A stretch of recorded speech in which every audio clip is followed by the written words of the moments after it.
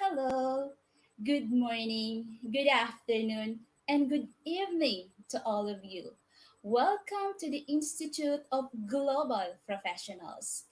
Thank you to each and every one of you for your active participation in this wonderful webinar. I am very pleased to be able to welcome those of you that have been with us for a long time now, as well as those who are new to the group of Institute of Global Professionals. Before we get started, I would like to express my sincere appreciation to all of you who generously helped and support this webinar. Please don't forget to share, tag, and mention your friends in the comment box below. And tonight, I am your host. My name is Rohami Nagapur from Thailand. For those new participants tonight, let me tell a little bit about IGP. The Institute of Global Professionals is an educational institution provide social work. We believe that it's not effective to increase one's skills just by acquiring formal education. So we provide effective training and consultation to generate proficient generation all over the world. The Institute of Global Professionals serve as a resource to students com- and the community, providing holistic social work and education to create a competent generation. We have organized this webinar, training, offline and online courses from best and trained speakers, trainers from all over the world to create a best learning platform for all of you. Our mission is to empower people and improve their skills. We have successfully completed the 122nd webinar. Tonight marks our 123rd webinar on the topic different modalities and assessment tools in teaching math with three competent speakers, Sir Tabamo Redentor Bulanadi, Ma'am Wella A. Carino, and of course, Sir Sapuay Dani Tolenada from San Juan, Moncada, Tarlac, Philippines. For those students, teachers, and staff watching tonight from Tarlac, good evening to all of you, and thank you so much for your support. So let's start our program with IGP's mantra, feed your skills. The first speaker is in the field of teaching for almost 30 years. He started teaching in 1993. He was given opportunity to teach in Jigsao Primary School, Brunei, Darussalam as math coordinator in year 2005 to 2012. He also worked as assistant school principal in senior high school in BS Aquino National High School, Philippines. Currently, he is the president in Mathematics Teachers Association of the Philippines Tarlac chapter. And also, our first speaker is consistent math trainer and he was awarded as outstanding teacher. And not only that, our first speaker is a head teacher 3 in Tarlac, Philippines. So, okay, dear our participants, please help me welcome our first speaker, Sir Tabamo Redentor Bulanadi from the Philippines. Sir, Hello, good ma'am. evening. Yes. Good evening, ma'am. It's nice to see you again. So it's my Nice to pleasure meet you. again to given a chance. This is already my second time to be presenter of Yes. IGP. Okay. Good luck. So, yes, yes.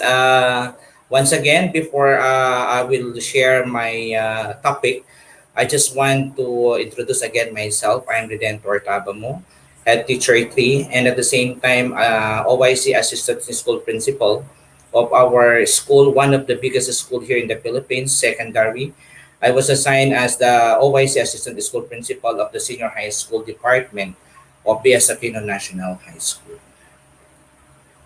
And at the same time, I just want to say thank you, of course, for giving me the opportunity for the second time IGP to be one of your presenter for memorable night, which is the 133rd actually airing of our webinar to our regional supervisor, Dr. Nestor Nuesca, for tapping me again and giving me the trust one more time to our schools division superintendent, Dr. Ronaldo Poson. The, the word of inspiration is always there. To our EPS in charge in mathematics, of course, Dr. Mr. Augusto Ballesteros. Thank you very much, sir, for the words of encouragement. To my principal, Dr. Nelia War Andres, for the word of encouragement and pushing always beyond my limitation and giving me the strength when I feel weak. Thank you very much. And of course, my senior high school family of BS Aquino National High School, my mathematics department, and my family, my true family who will give me an inspiration for doing so and achieving my goal. So for tonight's webinar, I'm going to discuss to you, well, of course, the different modalities in the new normal. As we know that in the beginning of pandemic, the first questions that arises in the education sector is how we continue providing education to our learners. It's really difficult, but no matter how difficult the situation is, well, of course, through the initiative of our schools division superintendent, under his leadership, we always come up with a very good result because it's just like the world stopped spinning as we never expected that these things will happen. Here in the Philippines during that time, when the pandemic started in the Philippines, actually, ma'am, everyone are excited as the end of the school year is just around the corner because grade 6, grade 10, grade 12 as well as the college students are very much excited because they're about to reap the success of their to receive their success because moving up graduation and commencement exercises as just around the corners. Wearing togas, fulfilling their dreams, seeing their parents proud is what they dreamt to see during that day. But of course, that day never come because of the pandemic. We cannot deny the fact that many establishments, businesses, and even the schools closed down because of the increasing of infected of the virus.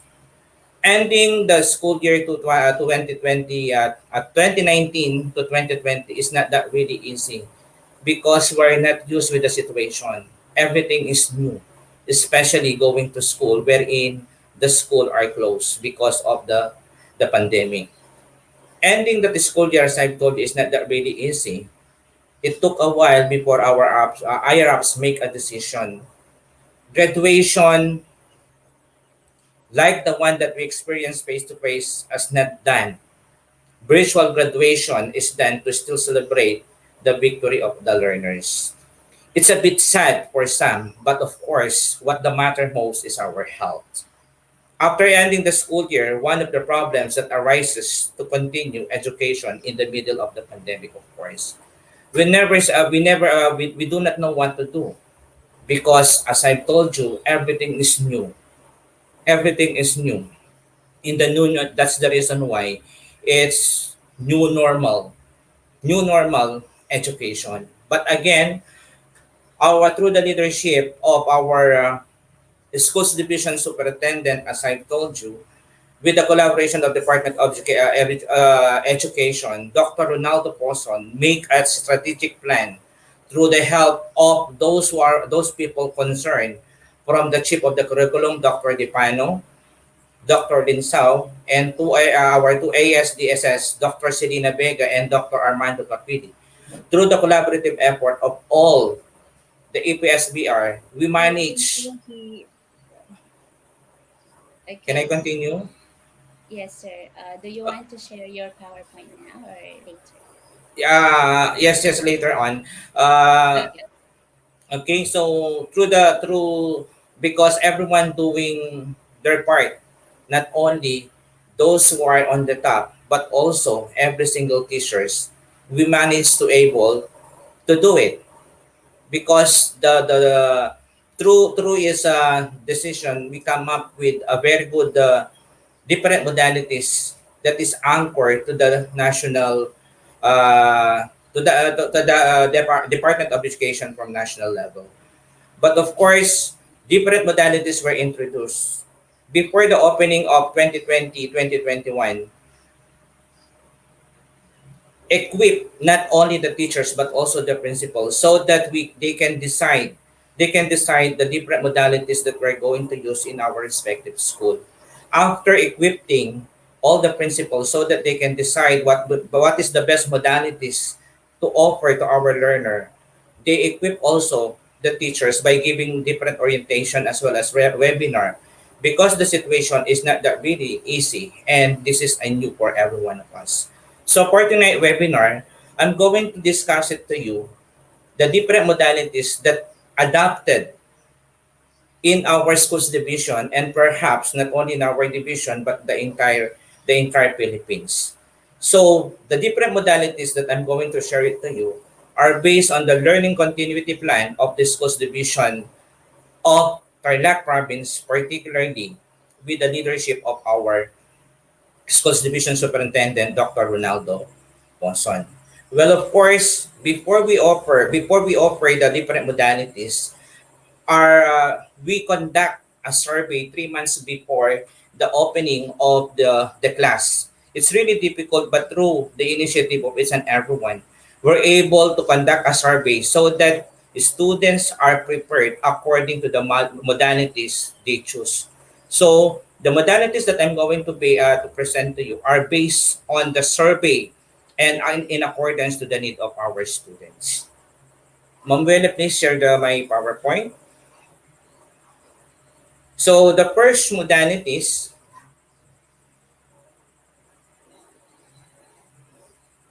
okay, so again, as I've told you, the different modalities that I'm about to present are based on the learning continuity plan of our schools division under the leadership of our schools division superintendent, Dr. Ronaldo Poson. So we have first that I just want to discuss it to you first, the distance learning delivery modalities. So when we say distance learning delivery modalities, means to say distance learning is a kind of education of students who are not physically present at the school setting. It is institutionally based. It encompasses distance learning delivery modalities. DLDM are learning methodologies or strategies that make sure learning takes place between the teacher and the learning who are geographically remote from each other. So means to say, distance learning is quite really different from the usual that we are experiencing wherein the teacher and the students having face-to-face.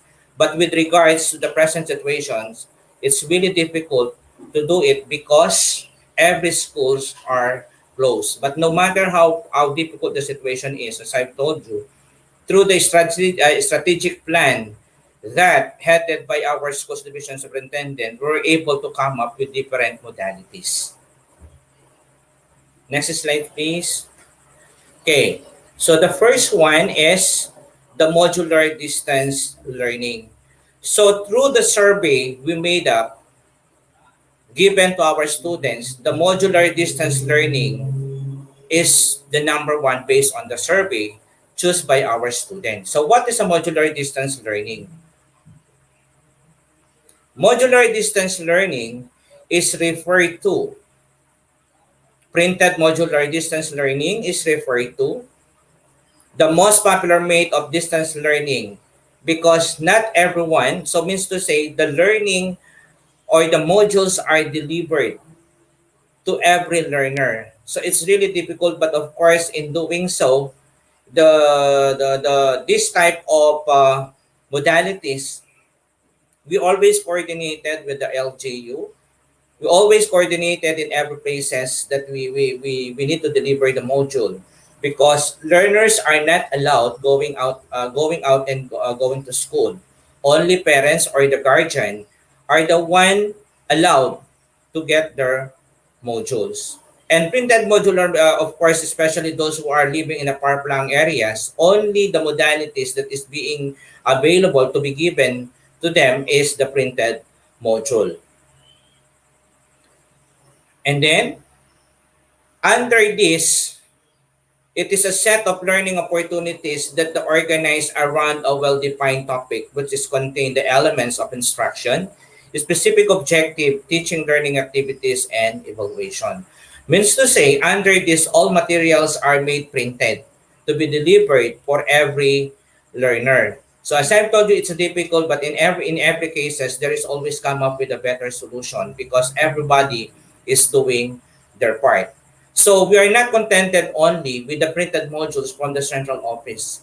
Under the planning and collaboration effort of all the EPSBR in different learning areas, we come up with another printed materials, which is what we call the compendium of notes and instructional activities, wherein these notes or these printed materials we design to cater not only the learner but also the parent as well, because under the present situation with the new normal, most of the time the parents will serve as their teacher. So that is the reason why through the collaborative effort of every learning area supervisor, we come up with with these ideas to cater also the parents. So that is the reason why the most essential learning competencies were discussed thoroughly. Step-by-step solution, especially in mathematics, were being presented so that the parents were able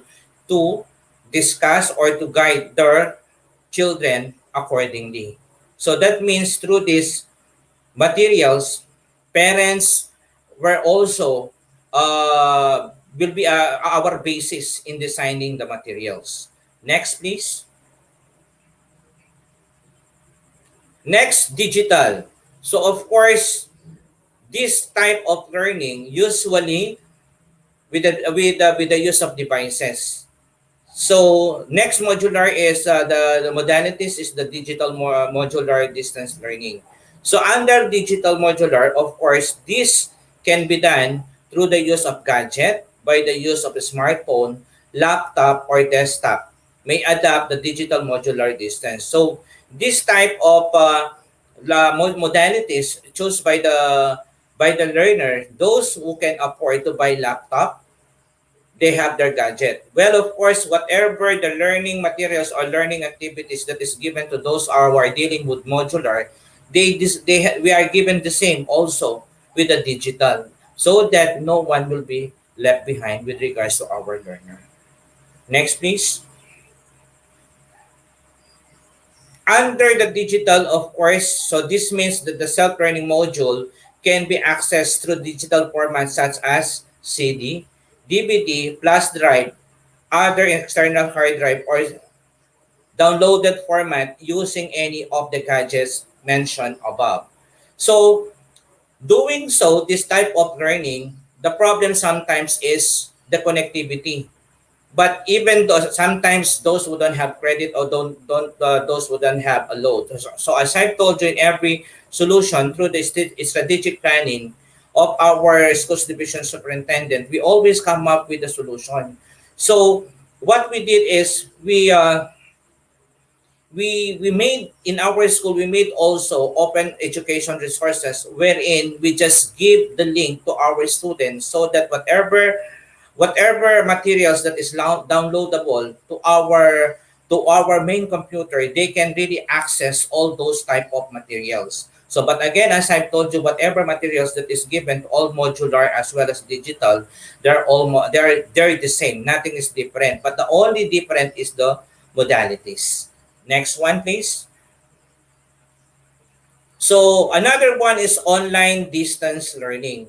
So under online distance learning from the world itself, of course, The online distance learning is a distance learning delivery modality that engage the teachers and the learners who are physically remote from each other but interconnected through online.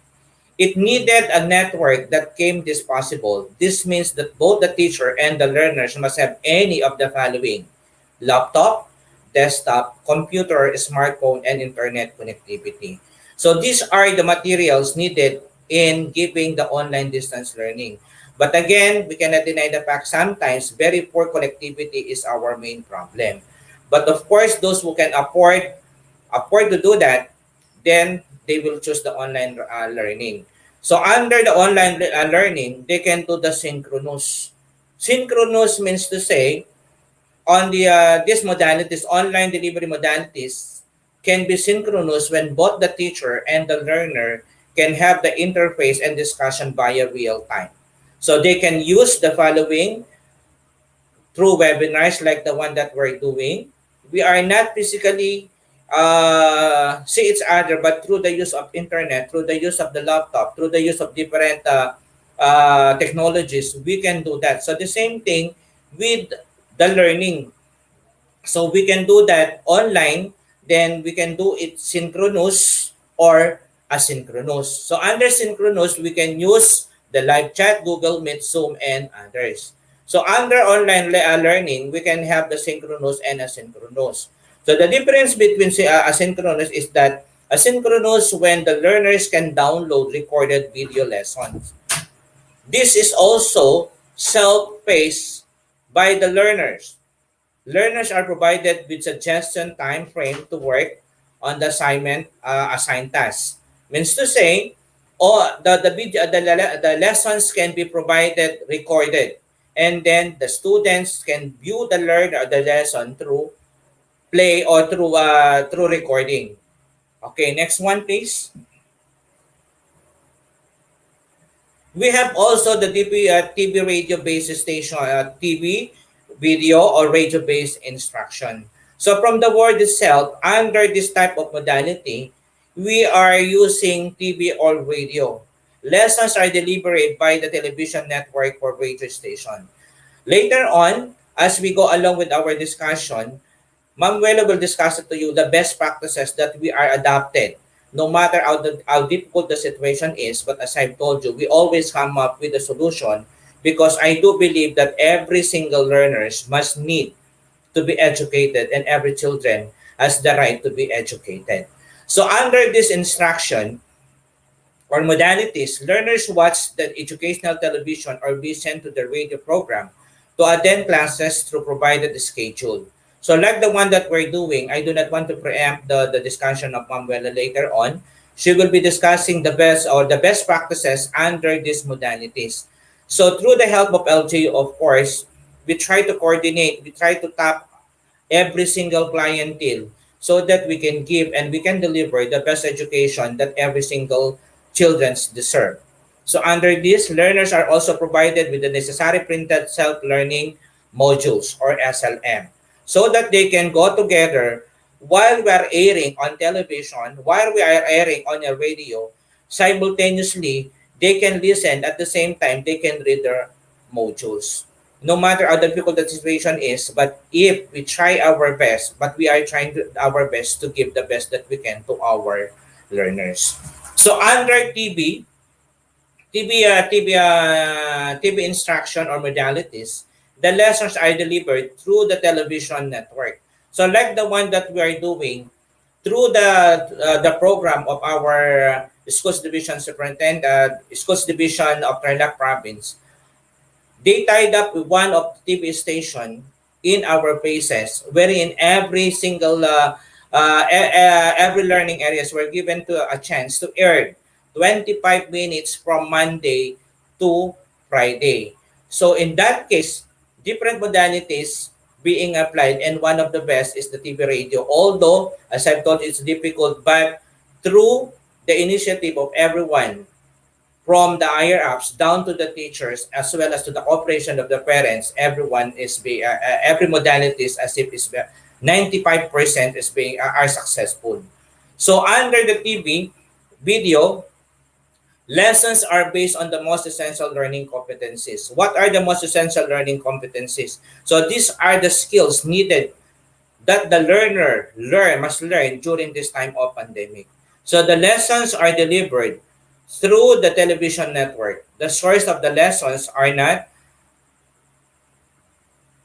okay. So under radio based instruction will provide learning opportunities for the listeners who are in their homes. It will enable parents, guardians to guide their children in the learning journey. Well, of course, at the same time, even though radio-based instruction is being applied as one of the modalities, still we need to give printed materials to our learners because simultaneously they're listening, they're watching at the same time. They can have their learning materials or learning activities with them so that they can follow whatever the teacher is discussing during using these modalities. So the school must be able to determine the learners who have access to the radio broadcast. Not only that, coordinate with the local radio station for the schedule of broadcast and inform the learners of the schedules. So like the one that I said a while ago, the schools division of Tarlac province tied up with one through the help of our League of the Government unit tied up with one of the famous radio station, FM station in our place, wherein we are given 25 minutes from Monday to Friday to air the different learning areas. Like in mathematics, we're given the chance to air our lesson, grade 4, grade 4, grade 5, grade 8, and grade 9 mathematics. At the same time, the other day, are scheduled for different learning areas. Train a team of teachers, writers, and broadcasters who will conduct RBI or radio-based station. So under this type of modalities, the teachers do their script and the script must be based on the most essential learning competencies and that will be aired for 25 minutes. Well, of course, discussion must be based on the most essential learning competencies and together with whatever materials available that the learners can be used. Next, please. So next is the blended distance learning. So when you say blended, it is a combination. It is a combination of the different modalities that I mentioned already. It is a combination of any of the subcategories of the distance learning. So definitely blended learning, it is a combination of modular, online, digital, radio-based instruction, as well as face-to-face. But definitely, with regards to the present situation, up to this time, we have no guarantee that face-to-face for the next school year will be allowed because of the virus is just around the corner. So we do not want to sacrifice also the life of our students as well as teachers because nowadays teachers are considered as a frontliner. So that's the reason why, at least nowadays, vaccinations arrived here in the Philippines. At least some of our colleagues, even me, I've done already my first dose. So that's the reason why, even though the situation is like that, until now, they cannot decide that face-to-face will be allowed for the next coming school year. But of course, so since at least we experience 1 year of the new normal, with regards to the next school year, at least whatever the experience that we learn, that we experience in this school year, we added we learn already from that, and then we keep on learning so that everyone will be no left behind with our learners. Okay, next please. So the next modalities is the homeschool base. From the word school base. So what is the homeschool base modalities? Homeschooling is legal in the Philippines. It is based on article that is already given, 14 section 1 paragraph 2 of the Philippine Constitution, which is state that country will establish and maintain a system of public education in the elementary and high school levels without limiting the natural right of parents to rear their children. The adaptation of the homeschool education in the Philippines has encouraged parents to activate, participate in the academic growth of their children. Their discretion guided by the institution schools where learners is enrolled. So especially in this time of pandemic, as I've told you, most of the times the teachers or the parents serve as their teacher. So that is the reason why whatever materials that we design as a teacher, we consider always, we consider also the parents, because most of the times they are serving as the teacher as well as uh, teacher, and most of the times they will be the one to guide the learner. Next, please. So again, as I've told you, face to face up until now, face to face is the usual things that we're doing, wherein we go to school every day, we meet our student. But with regards to the present situation, face to face is impossible to happen. So and especially with the present situations, as I've told you, Philippine government has not yet decided not to have, with regards to the declarations of our president, this coming school year, we still stick on the modalities that we're using until everyone is vaccinated. So definitely face to face, referring to the normal that we're doing, wherein students are going to school and we teachers also face our students doing the discussion with them. Okay, next please. So again, no matter how difficult the situation is, I believe that every children has the right to learn and need to be educated.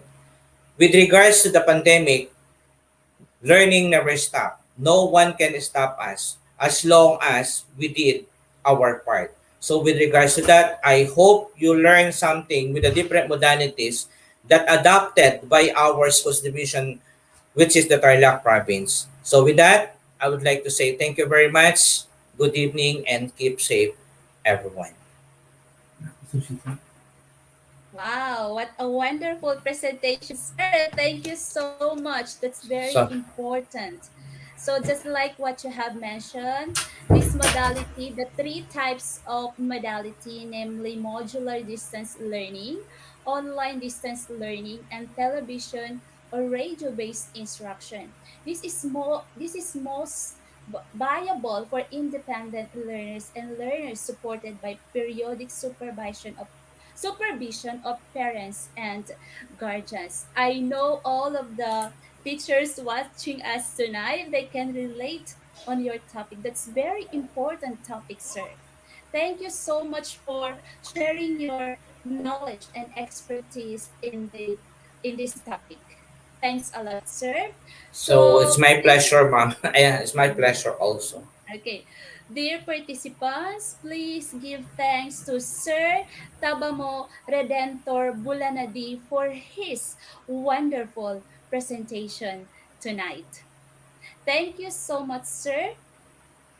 So thank you very much. So see you later on with the Q&A.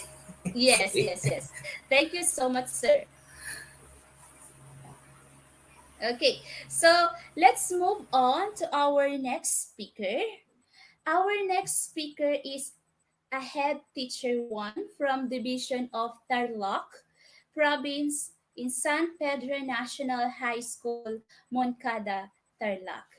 She has an experience in private school 9 years and also in depth ed public secondary school 9 years. Wow. So educational background of our second speaker, bachelor in secondary education, major in mathematics, mm, master in education, major in mathematics, and postgraduate, School of Advanced Studies, or doctor in education, academic requirements, major in mathematics from August 27 to present rather. Okay, accomplishment of our second speaker, promoted head teacher 1 last November 4, 2019. She served as grade level coordinator school year 2015 to 2018. She also served as school mathematics coordinator in school year 2015 to 2018. And also, she served as chairman of the school based math festival in 2016 to 2019. What a wonderful accomplishment, man. Okay, so dear participants, please help me welcome our second speaker, none other than Ma'am Wella A. Carino. Ma'am, good evening po. Good evening, ma'am. Thank you for that wonderful and pleasing introduction, Marohimina. You're welcome po. Yeah, I'm so pleased with that.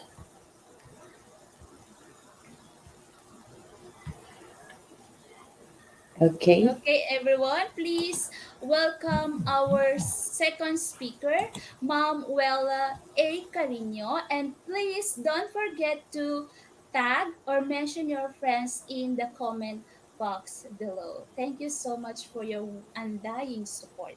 Thank you. Okay, Ma'am, so the again, mic thank you to our is Master yours. of Ceremony for that pleasing introduction. Thank you, ma'am. You're welcome po.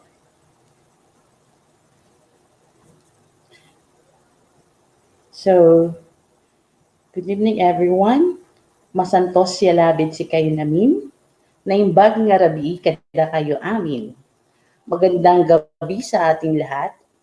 That's the way we greet in our own dialect. Meaning, good evening, everyone. I'm Mrs. Wella A. Carino, Head Teacher 1 from the Philippines. So before proceeding, may I take this time to acknowledge the following individuals for believing in me and for giving me support and guidance. First, to our regional supervisor in mathematics, Dr. Nestor Pinuesca, our school division superintendent in Tarlac Province, Dr. Ronaldo A. Cosan, our EPSDR in mathematics, Sir Augusto L. Ballesteros, our public school district supervisor, Dr. Roger P. Ramos, and our school head in San Pedro National High School, Dr. Marin I. Antalan. And of course, Institute of Global Professionals for the opportunity given to me. And most especially to my colleagues, my loving family, and to my loving family. Thank you. Amidst COVID-19, learning never stopped. Face-to-face is not applicable this time. For almost a year, distance learning had been used different learning modalities. Here in the Philippines, has been discussed a while ago with my co-presenter. So be with us. I'll be tackling some best practices in the new normal education. So what is best practices?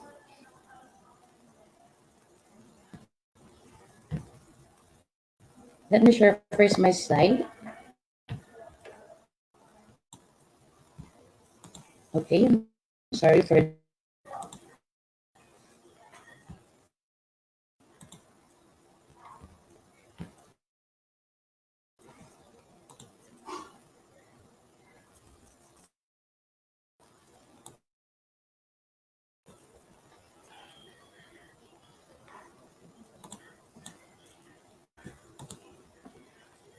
Okay, again, for the best practices.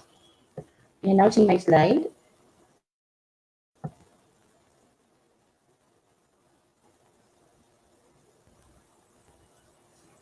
Yes, Ma'am. Okay, Yes, so ma'am. again, I will be discussing best practices.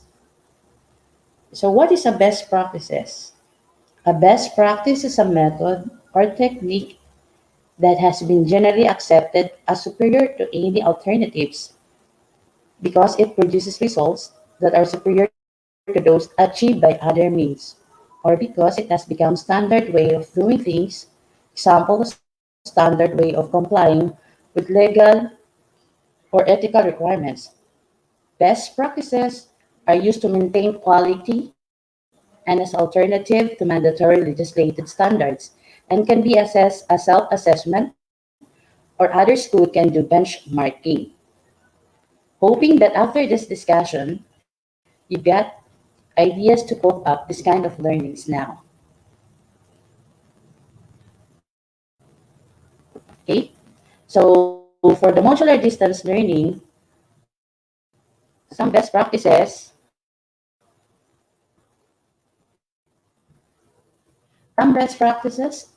from the national government units, non-government units, the Department of Education are stepping up their efforts to ensure that the education will continue.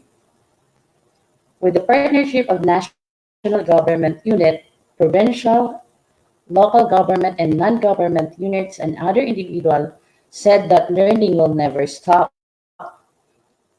So in modular distance learning, where most of the school had chosen it, it is in the form of individualized instruction that allow the learners to use self-learning modules or SLM in print or digital format. Okay, aside from the given modules of the Department of Education, government units and private stakeholders provide support for the materials tulong para sa bata or help for every Filipino learner. One of the best practices, as you can see in the pictures, that printing materials such as copiers, printers and inks, laptops, USB and bond papers had been donated to different school offices for the support of the modular distance learning. Okay, so for the distribution and retrieval of the learning materials, there are various options. First is in the barangay. MOA or Memorandum of Agreement, sign agreement by the school head and the barangay captain that parents will get and submit the modules to the nearest barangay with the help of the assigned teachers and barangay officials. Number two option is the school base, wherein the flowchart will start with the school head being disseminated by the school head to teachers and then teachers to parents. School offices prepare the school with different steps following the IATF protocol for safety measures on how to get and submit the modules. So, and then the third one, option for the distribution and retrieval of learning materials is the digital and uploading and downloading. So, digital copy of the national, regionally initiated self-learning modules can be accessed through the link provided by the Division EPS or the Learning Resource Material System. Assistance and guidance will be provided to the teachers and the learners in uploading the files. Okay. So that is the three, or that are the three options in various ways on how to get or submit the modules. Okay. Based from the sources, the internet, one of the best practices of this SDO, which is SDO Aurora, is the type ni Mang Max. The project helps provide ease the distribution of modules to students in light of the current pandemic situation. Under this project, each section has designated tricycle driver, tasked that deliver the modules to the student homes with a fare of 10 pesos per student to help the drivers in their daily expenses. So despite the increasing number of unemployed this time, this project helps not only the learners, but also the drivers and their family expenses. Another best practices from the SDO Olongapo is the learning materials through QR code and FB pages. They initiated a centralized repository of learning materials that can be accessed by teachers and learners through the QR code and can be downloaded through FB pages. So the SDO Olongapo had this project, repository of learning and support materials, using their FB page and Google Drive. Included there are the e-comics, the self-learning kits, the video lesson, the self-learning modules, the learning activity sheets, and the digitized strategic intervention materials and others that or can be downloaded by the learners and parents, and so with the teachers. Other one is the project response of the SDO Bataan. This project response gives premium on the role of parents, barangay officials, and other stakeholders in people's education or in their learning or in their children's education. So again, it is resilience engaged information to have an online and offline aided instructional materials to empowered learners.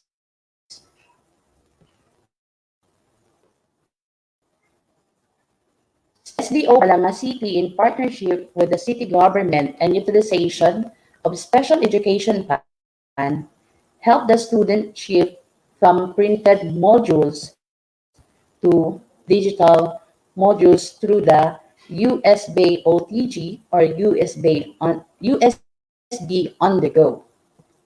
As said or noted by our regional director, Mami Clar, that this is the answer to the internet connection problem of the learners and the issues and concern on printed modules. So USB on the go is accessible, environment friendly, and practical. And so in our school, we're also using this kind of practices. Okay, now how about the best practices on the online distance learning? Online classes, either synchronous or asynchronous, conducted with different platforms. Internet connectivity is prioritized as one tool to continue learning. Different government and non-government units help their kababayan or help our kababayan by installation of free internet to help the learners. Okay, so one example for the best practices in SDO Mikawayan, and with the help of the government units and the ICT, accelerates the deployment of free Wi-Fi hotspots for educational sector.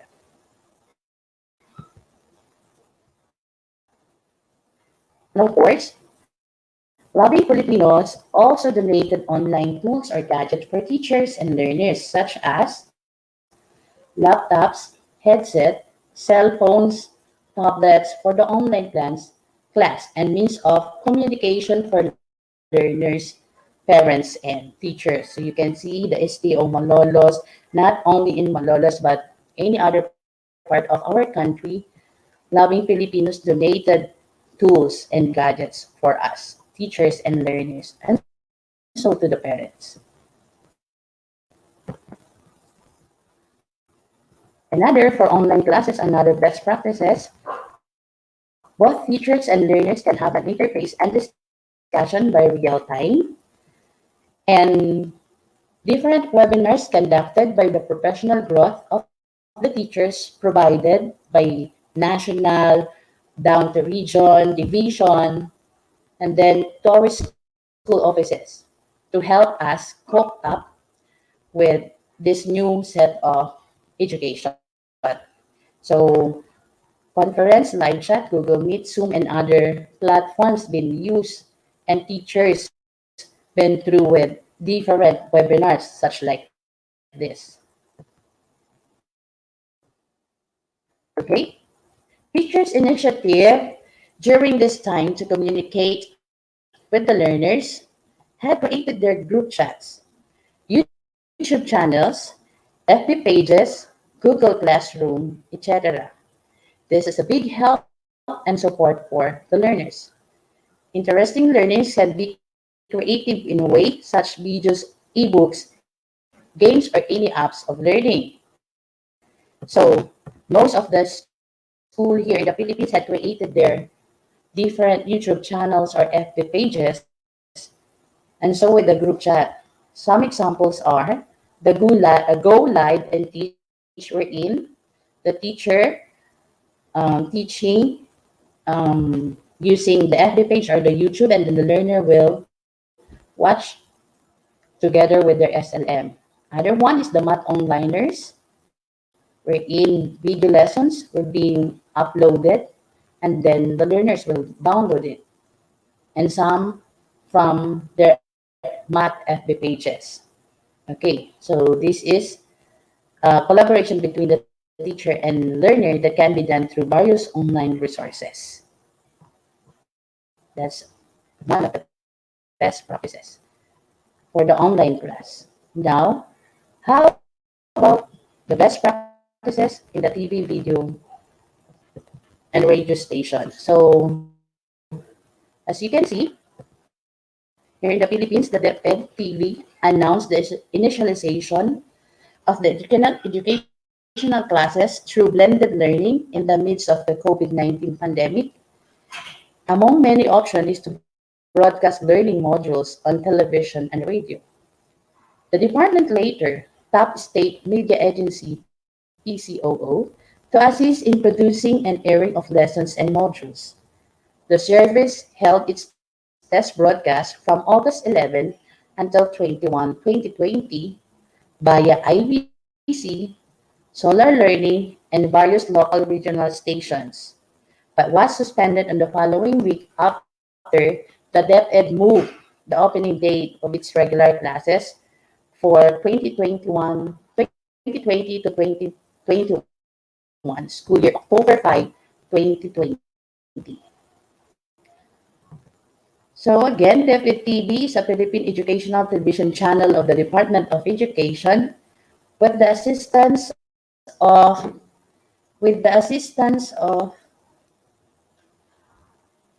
the Presidential Communication Operation Office. It was launched on August 11, 2020. As dryland, the DepEd TV has been airing to 15 TV, radio, and cable operators throughout the country. It is also available on DepEd TV and DepEd Philippines Facebook pages and DepEd official channel on YouTube.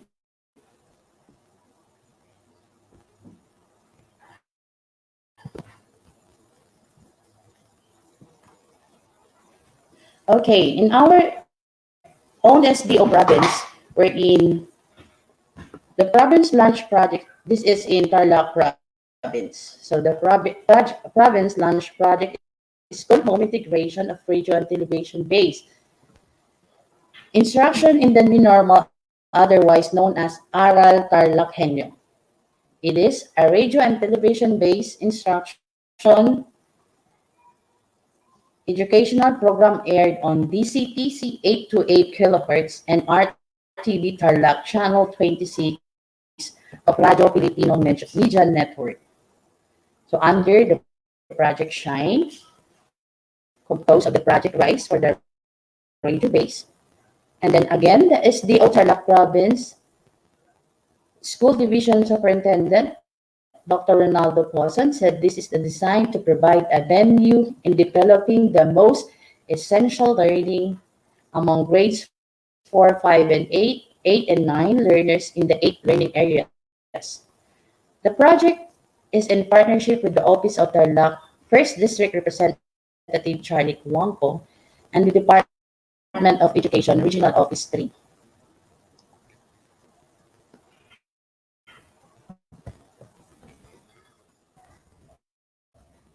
So, aligned with the TV School Division lands the project Home Integration of the Radio-Based Instruction in the New Normal Education, otherwise the Aral Tarlac.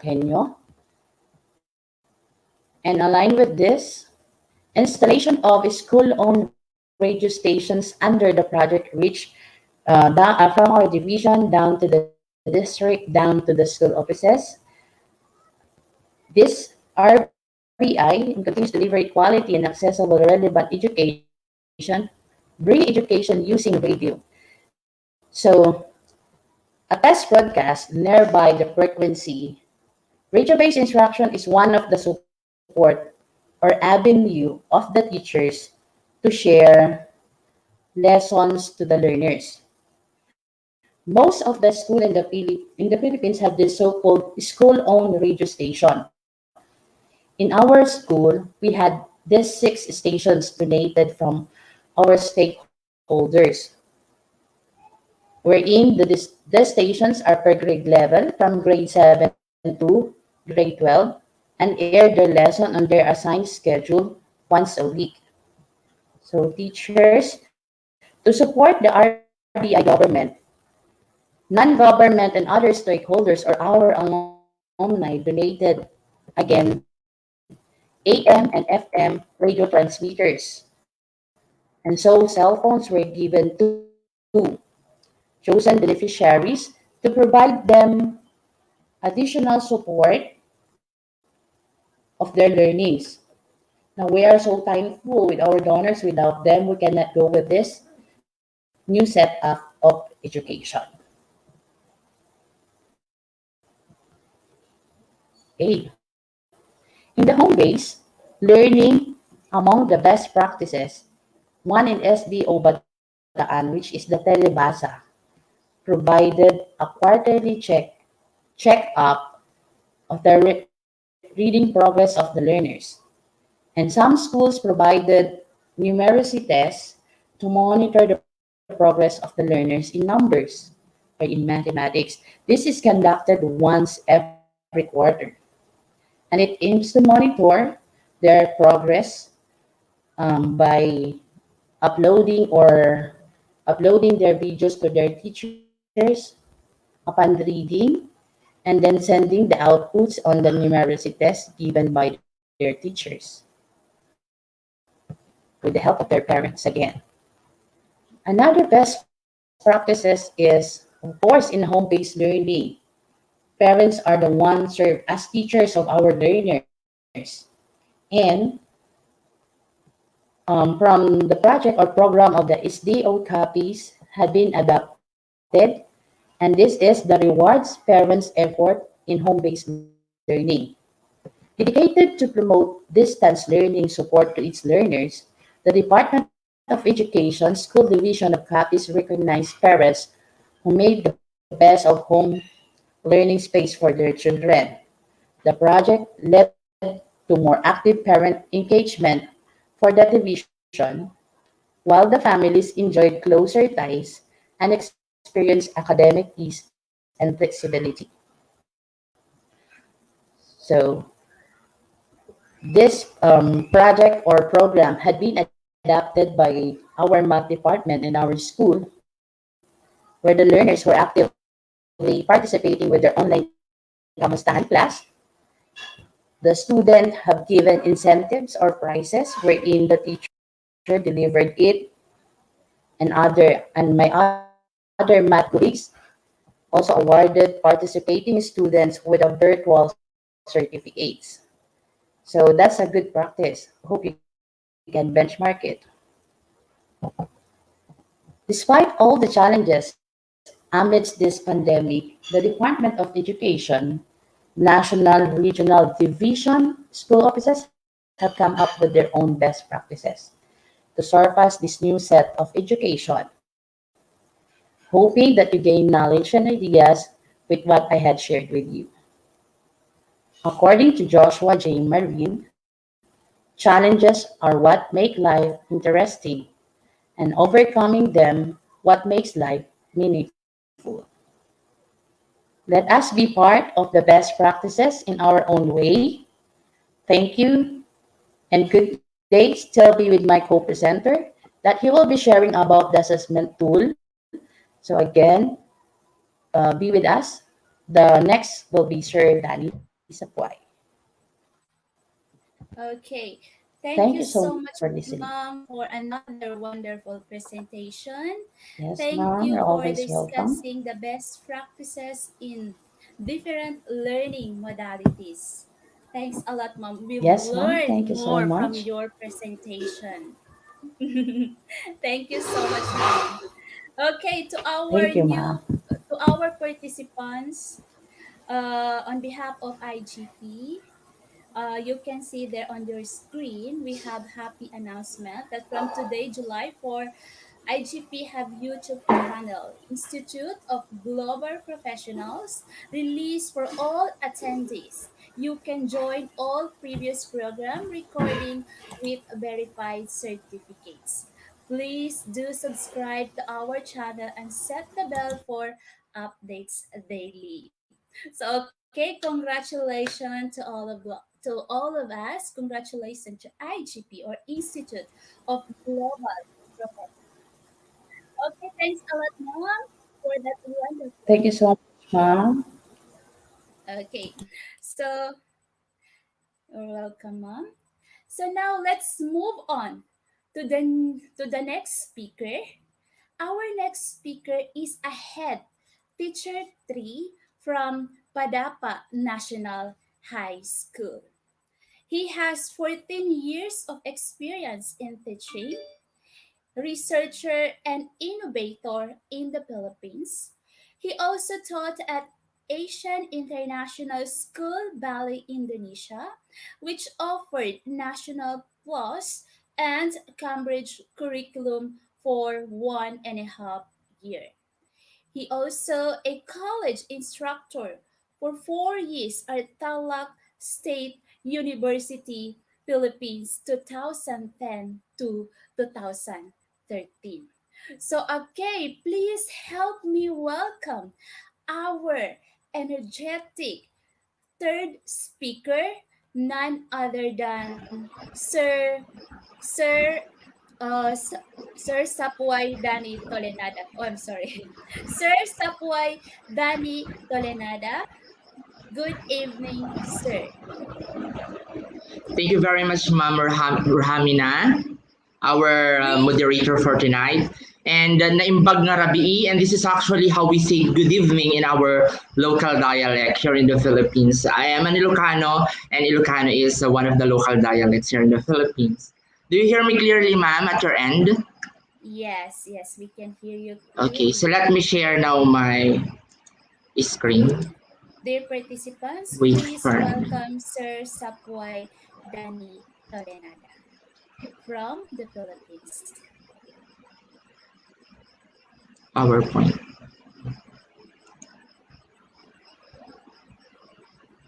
Can you see now my screen, Ma'am Yes, Rahamina? yes, ma'am. Yes, sir, clear. Okay. So to start, I want to share with you first that on how I feel right now that I am overwhelmed that I was given this opportunity to be part of tonight's webinar where I will be sharing my expertise on the topic different assessment tools in mathematics for distance learning. I am Mr. Danny Tisapwai, like what you've heard a while back, and I'll be your last speaker for tonight. In my 14 years of practice as a teacher here in the Philippines and also overseas, this actually gave me a lot of learnings, and I will be sharing, of course, a portion of it in tonight's webinar. And I will be your last speaker, but I'm pretty sure you will not get bored in this particular talk. And I hope you will be able to learn things from my lecture that you can apply in teaching your students, especially during this time of pandemic. But before I finally start my talk, let me thank first those individuals who are in one way or another have helped me to prepare for this unveiling ceremony.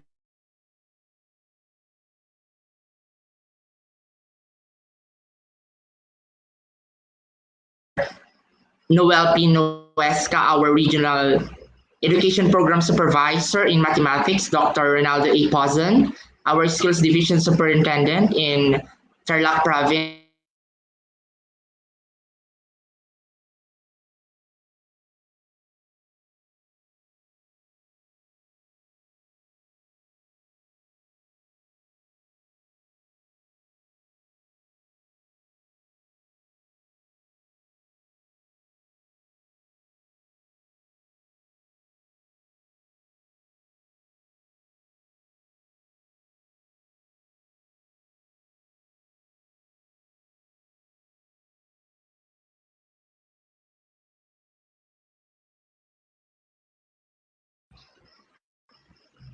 So I think we're ready. So to begin, let me share with you first rather, the session outline of my topic entitled Different Assessment Tools in Teaching Mathematics. So the first one will be the role of assessment in the teaching and learning process in the time of crisis. So I'll be talking about the role of assessment first before I get to assessment strategies and styles during crisis. And lastly, I will be covering the different assessment tools in the time of crisis, which I'm pretty sure you have knowledge already. But I hope after this lecture you will be able to expound, or um, augment the knowledge that you already know. So with that, let me share to you now the basic ideas of assessment, or the assessment basics in the teaching learning process. What is really this assessment thing in education? So when we say assessment, this refers to the wide variety of methods or tools that educators use to evaluate, measure, and document academic progress, learning progress, skill acquisition, or educational needs of the students. So it is very important, and assessment is in every organization, whether it is in business, in education. We all have this assessment thing. So the next would be and this assessment is actually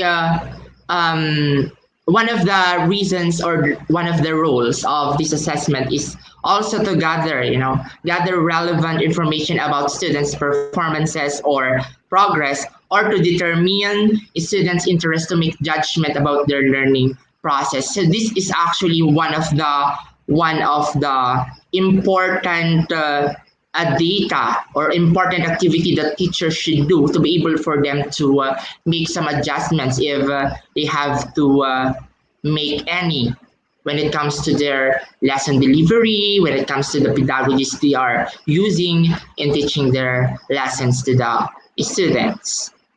And that in assessing students' learning, it involves two major needs that influence grading and assessment. So what are these?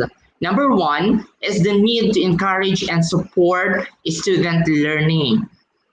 So what does it mean? Because during trying times, teachers should give the learners the best possible learning experience for their learners. We know that we are in the middle of pandemic. We are living in crisis right now, but it doesn't mean that we will stop giving the learners the best experience that they can receive from us teachers, so that learning would become meaningful in their part.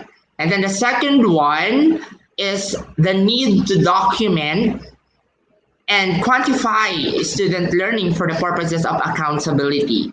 And this means that the need to keep focus on the track of learning is important, because this will give teachers the idea on how will they adjust to their learners, like what I told you a while back.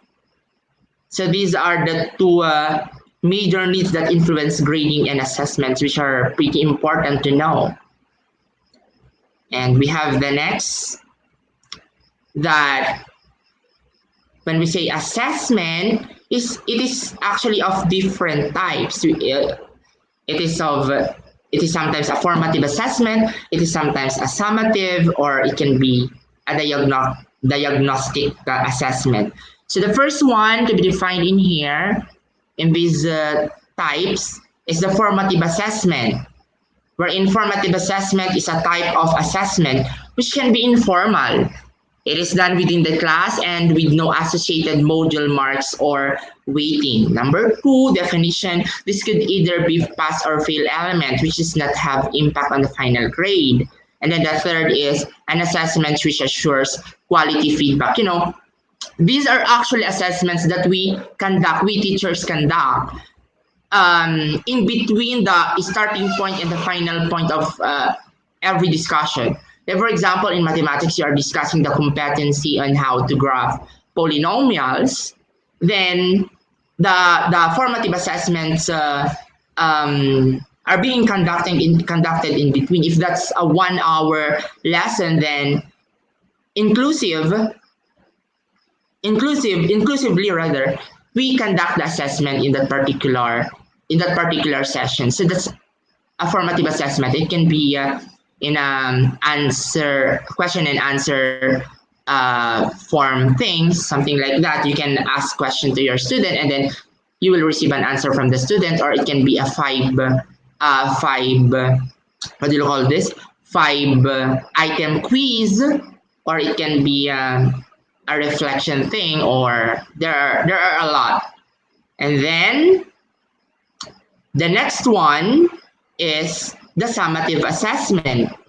So a summative assessment, on the other hand, means that we have to, students are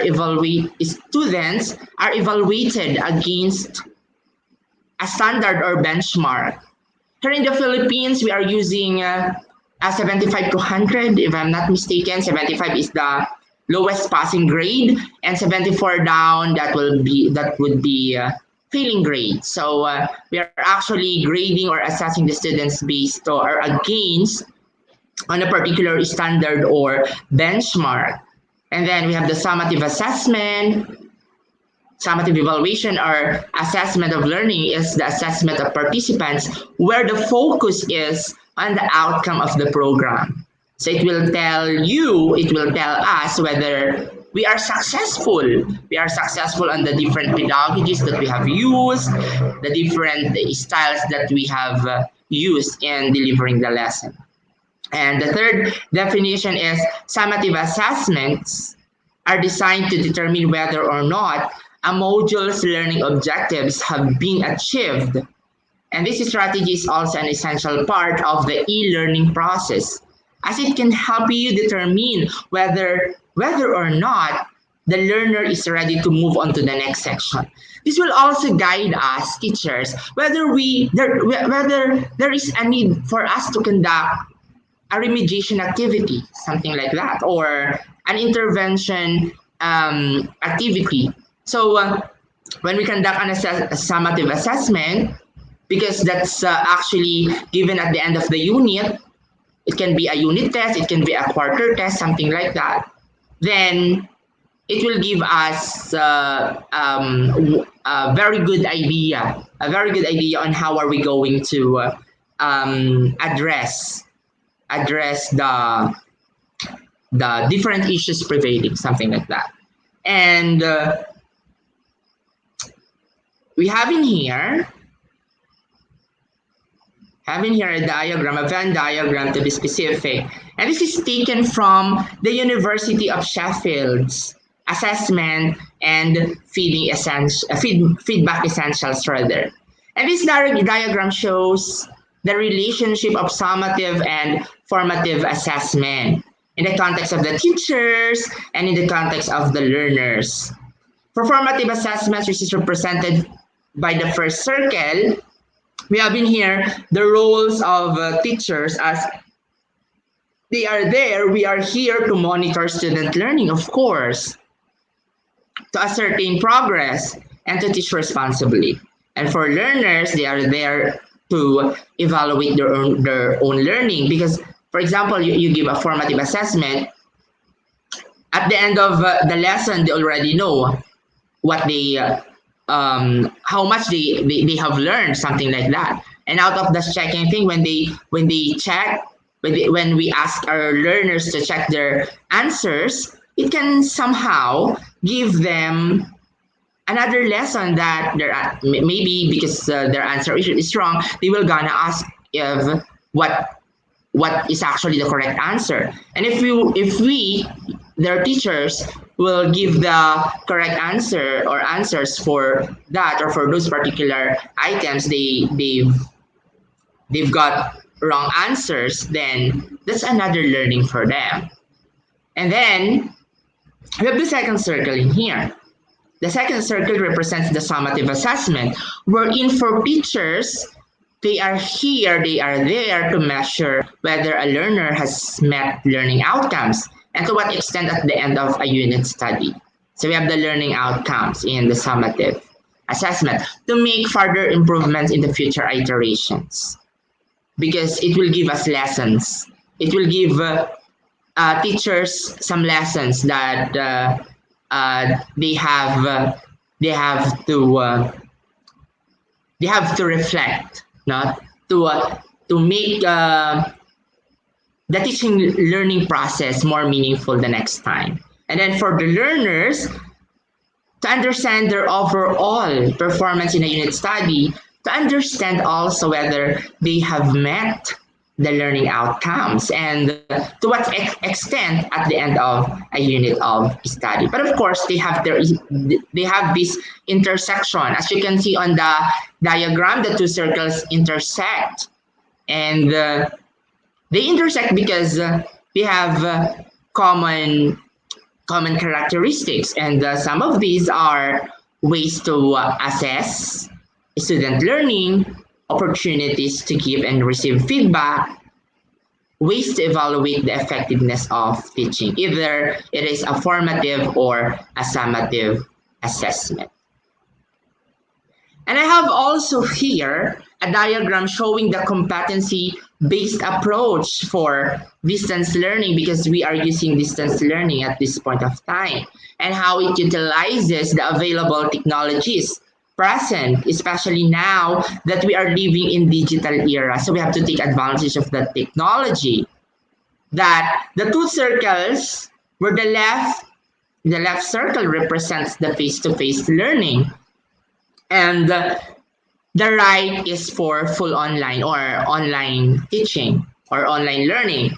And this gives us the idea of an enhanced face-to-face with some technologies being integrated in the face-to-face lessons. But the online learning is, I think, much applicable during this time, especially there are schools which are still closed for face-to-face learning. Like here in the Philippines, the administration, the Duterte administration, is not allowing the face-to-face arrangement until this point, up to this point.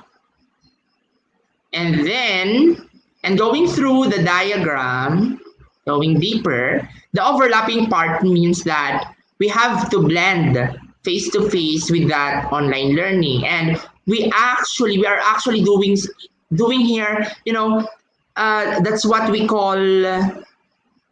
call some sort of hybridization of process wherein we are actually innovating our plans with some touch of face-to-face and online encounters with our students.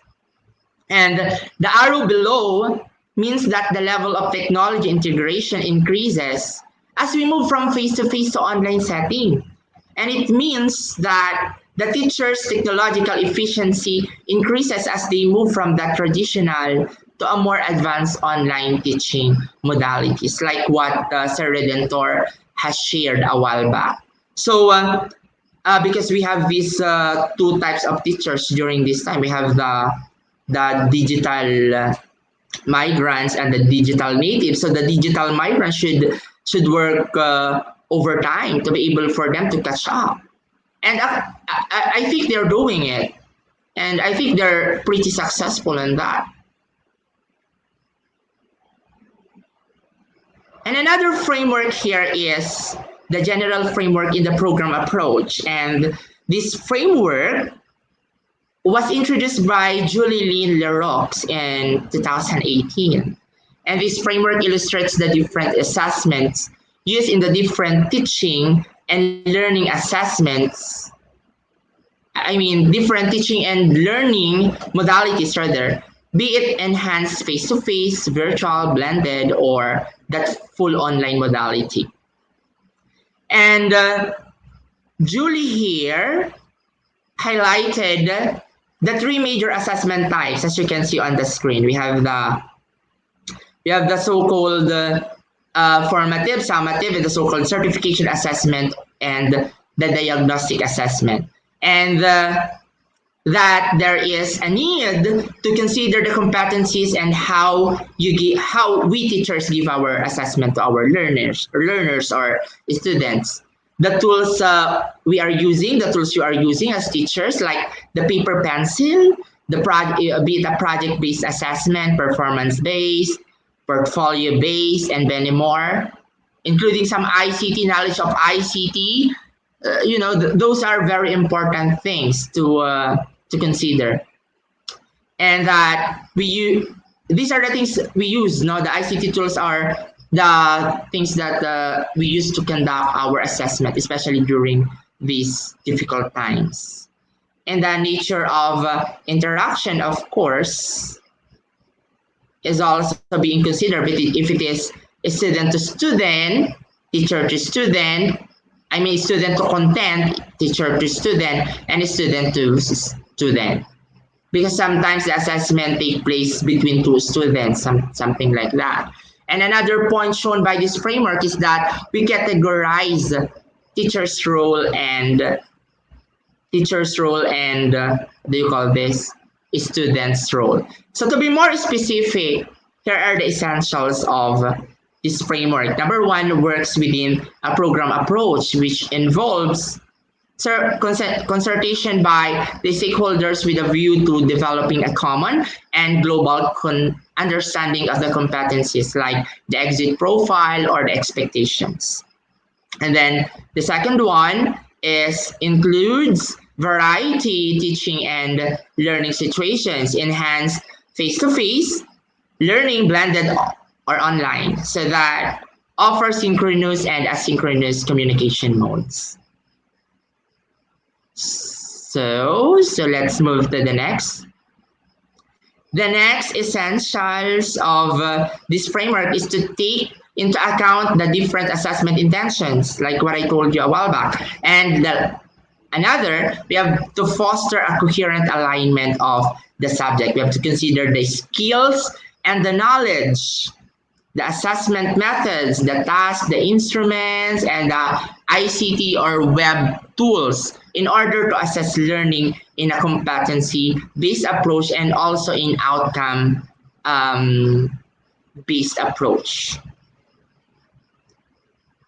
And then lastly, we have to take into account the interaction between the key actors. So that's the framework coming from Julie Lynn Leroux, and I think it's very important to know.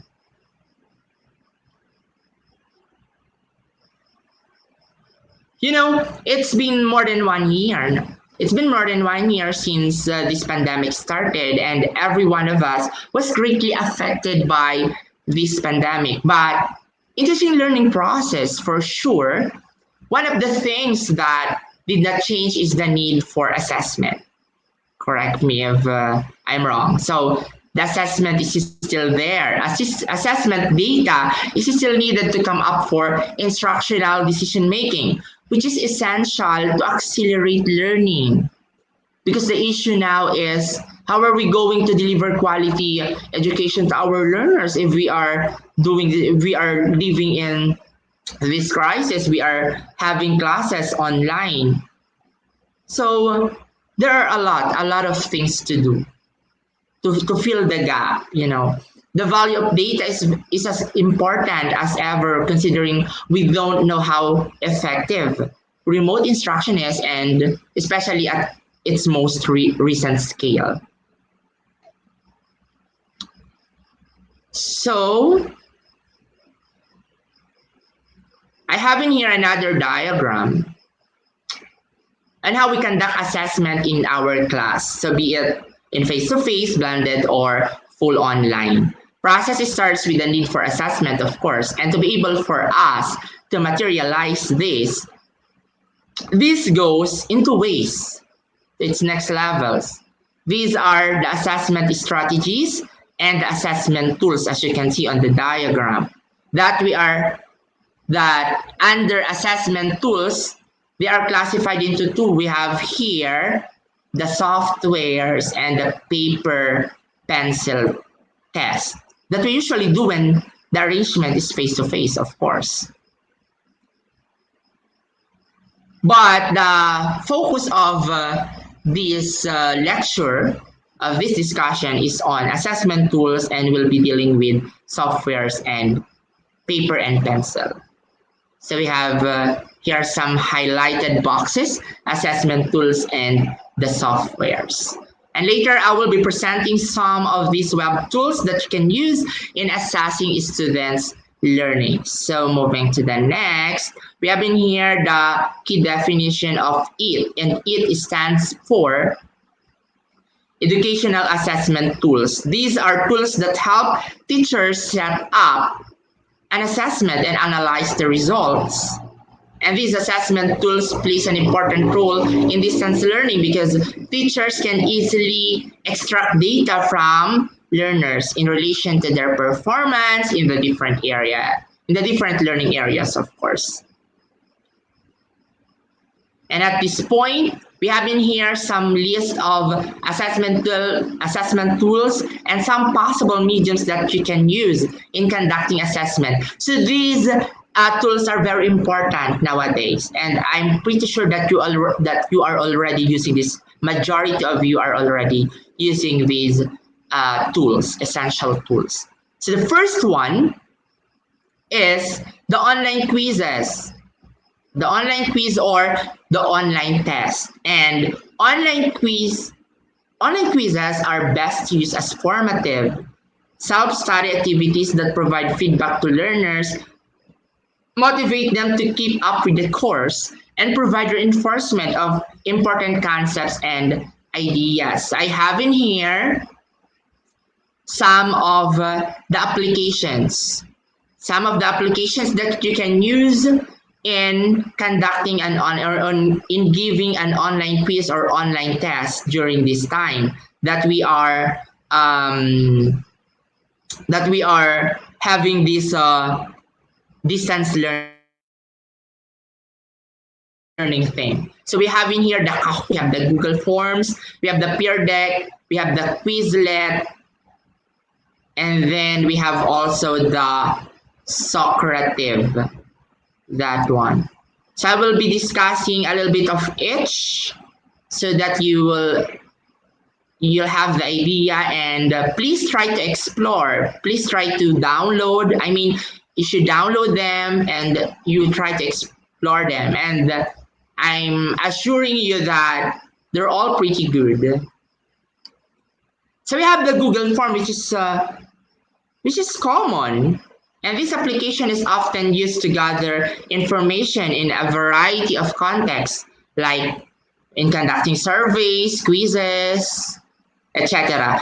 Its quiz feature can be enabled to block users from opening other windows, and it also offers auto-grading for multiple choice tests. So the Google form can give us the result immediately after the student answered the quiz on that particular platform. And Google Forms is user-friendly and free if you have a G Suite account.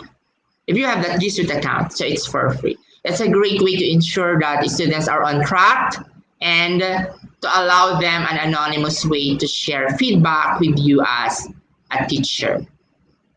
So that's the Google form. So that's common, right?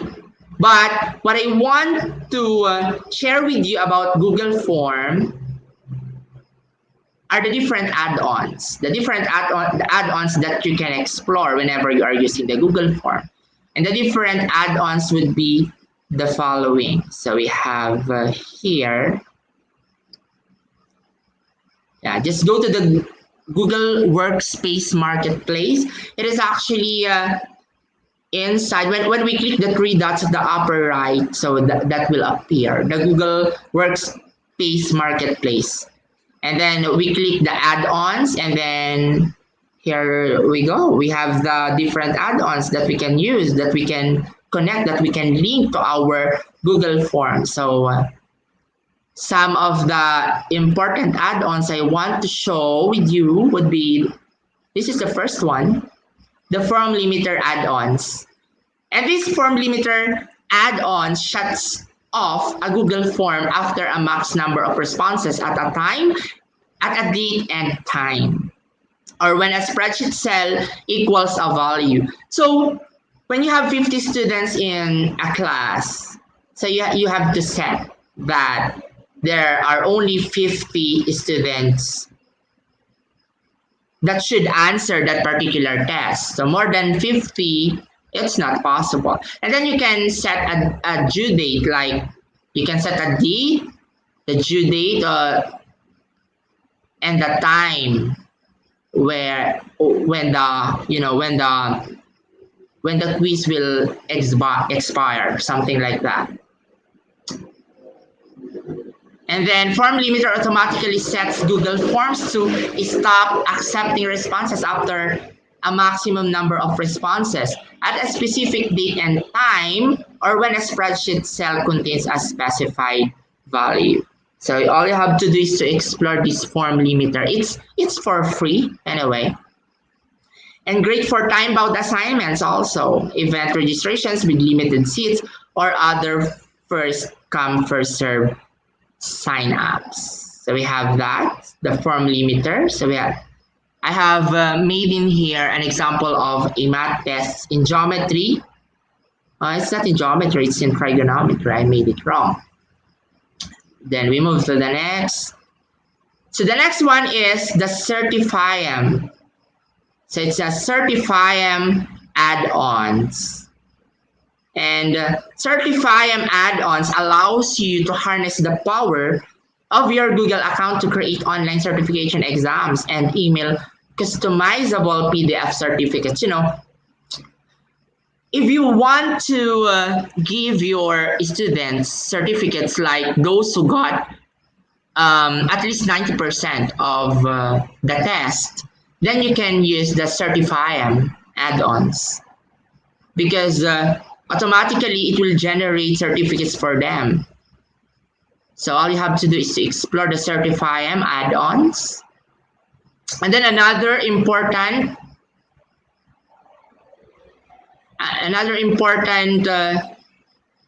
application that I want to share with you is the Hypatia add-ons. And these Hypatia add-ons is for math teachers. Perfect. And it is a next generation smart math equation editor designed to work the way you do. Because I myself, I am a math teacher, and I'm having trouble. I'm having this hard time to encode equations, expressions, math notations, math symbols in Google Forms. So at this point, we have now the solution, the Hypatia add-ons. Then we have the next. We have also the Quillgo add-ons, wherein Quillgo enables clock countdown tracking, camera recording, and cheating prevention tools for your Google Forms. Because cheating nowadays, because we are in distance learning, very rampant.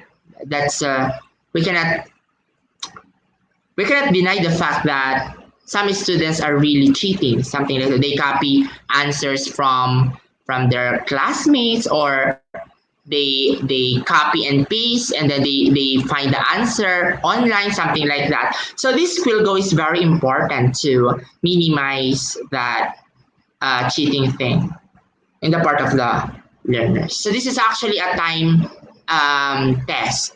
This is actually being used in making time, making quizzes or test exams within a particular time.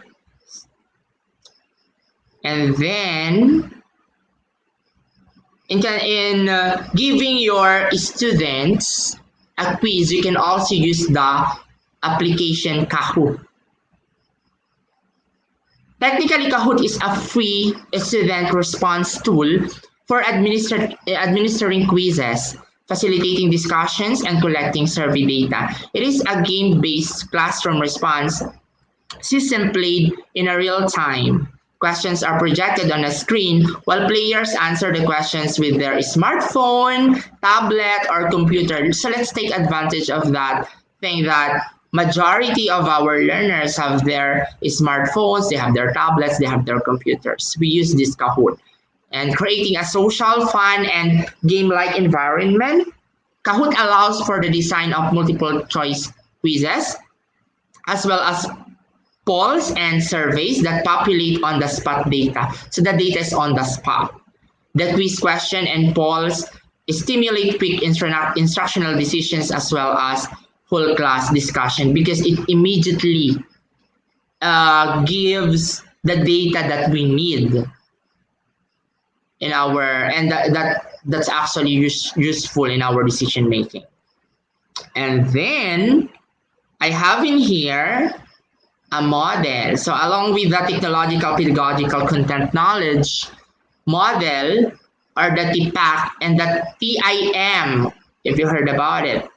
The TIM is the technological integration model. We have in here the SAMR model. So this is actually the third model. This is actually coming from the Commission in Higher Education. And the SAMR stands for substitution, augmentation, modification, and redefinition.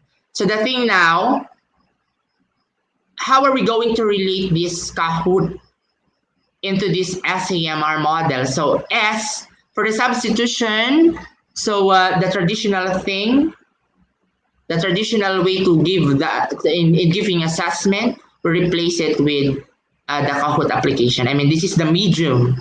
And in here, students participate in a Kahoot quiz to answer questions at the end of a unit instead of using a traditional paper quiz. So before, we are using the traditional paper and pencil test, but now because we are in distance learning, we use the Kahoot. And for augmentation, Kahoot acts as a direct tool substitute of a formative assessment. And for modification, students access pre-designed Kahoot quizzes created by others to build their knowledge so they can actually manipulate. And then for the redefinition, Kahoot allows the participation of an unlimited amount of students and players in a survey in real time. And Kahoot is also an interactive app. And this is actually from Online Tools for Teaching and Learning designed by the students at the University of Massachusetts Amherst. And then we have the Socrative. So we have the Socrative. At some point, it is almost the same with that of the Kahoot. And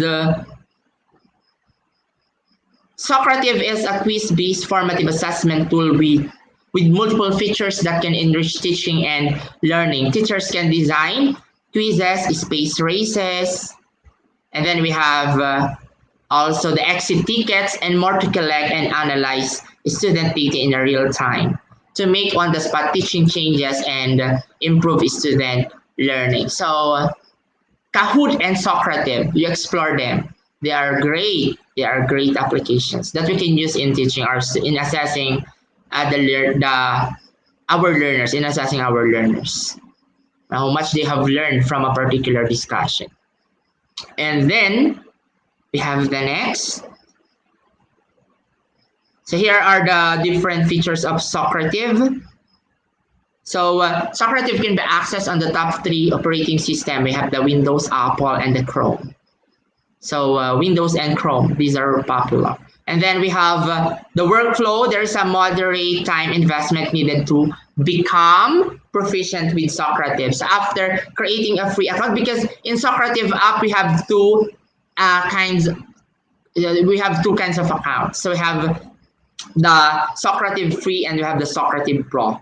And the only difference between the two is that in Socrative Pro we can have cluster of classes like class 1, class 2, class 3. But in Socrative free, we get only to, there's only one class that we can create. and that class can contain 50 learners. And the students do not need to create accounts, so we just have that pin. We just pass it to the students, and then they open the Socrative, and then there you go. They can already take the test. And within a public room, teachers can create a quiz, search for a quiz, copy for a quiz, previous quiz rather, and edit quizzes and more. So this is very helpful. And then Socrative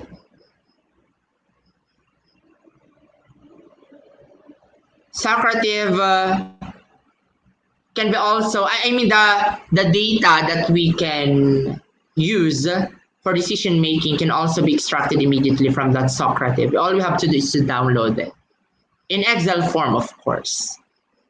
And that's also the thing in Kahoot. And moving further, we have quick questions allow students to answer a multiple choice true or false, open-ended question in a real-time, even essay. You can use the Socrative app. It was designed to provide teachers with an easy method to capture aggregate classroom performance periodically throughout a lesson. And then that exit ticket is actually the summative or the formative assessment. It's a form of a quiz that is launched at the end of a lesson. Space Race allows teachers to design a quiz to make it more interactive for students. It can be an individual thing, or it can be in the form of teams. We can create teams competing with each other. And of course, this is also from the students of University of Massachusetts. And then we have also the Socrative and the SAMR model in here. The substitution for Socrative, learners can complete Socrative quizzes, quick questions, or exit tickets and compare the results to their peers instantaneously. Learners no longer have to wait for teachers to tabulate classroom performance because it's already there. It's already available in the app since it is done digitally in a real time. And then we have the augmentation that Socrative allows teachers and learners to track their progress as individuals and as a member of a learning community through formative assessment.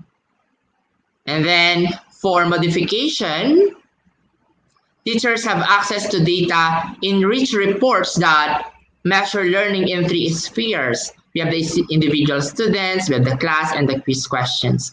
Reports are accessible across time and place. And finally, we have the redefinition that Socrative is space race. That's actually the definition.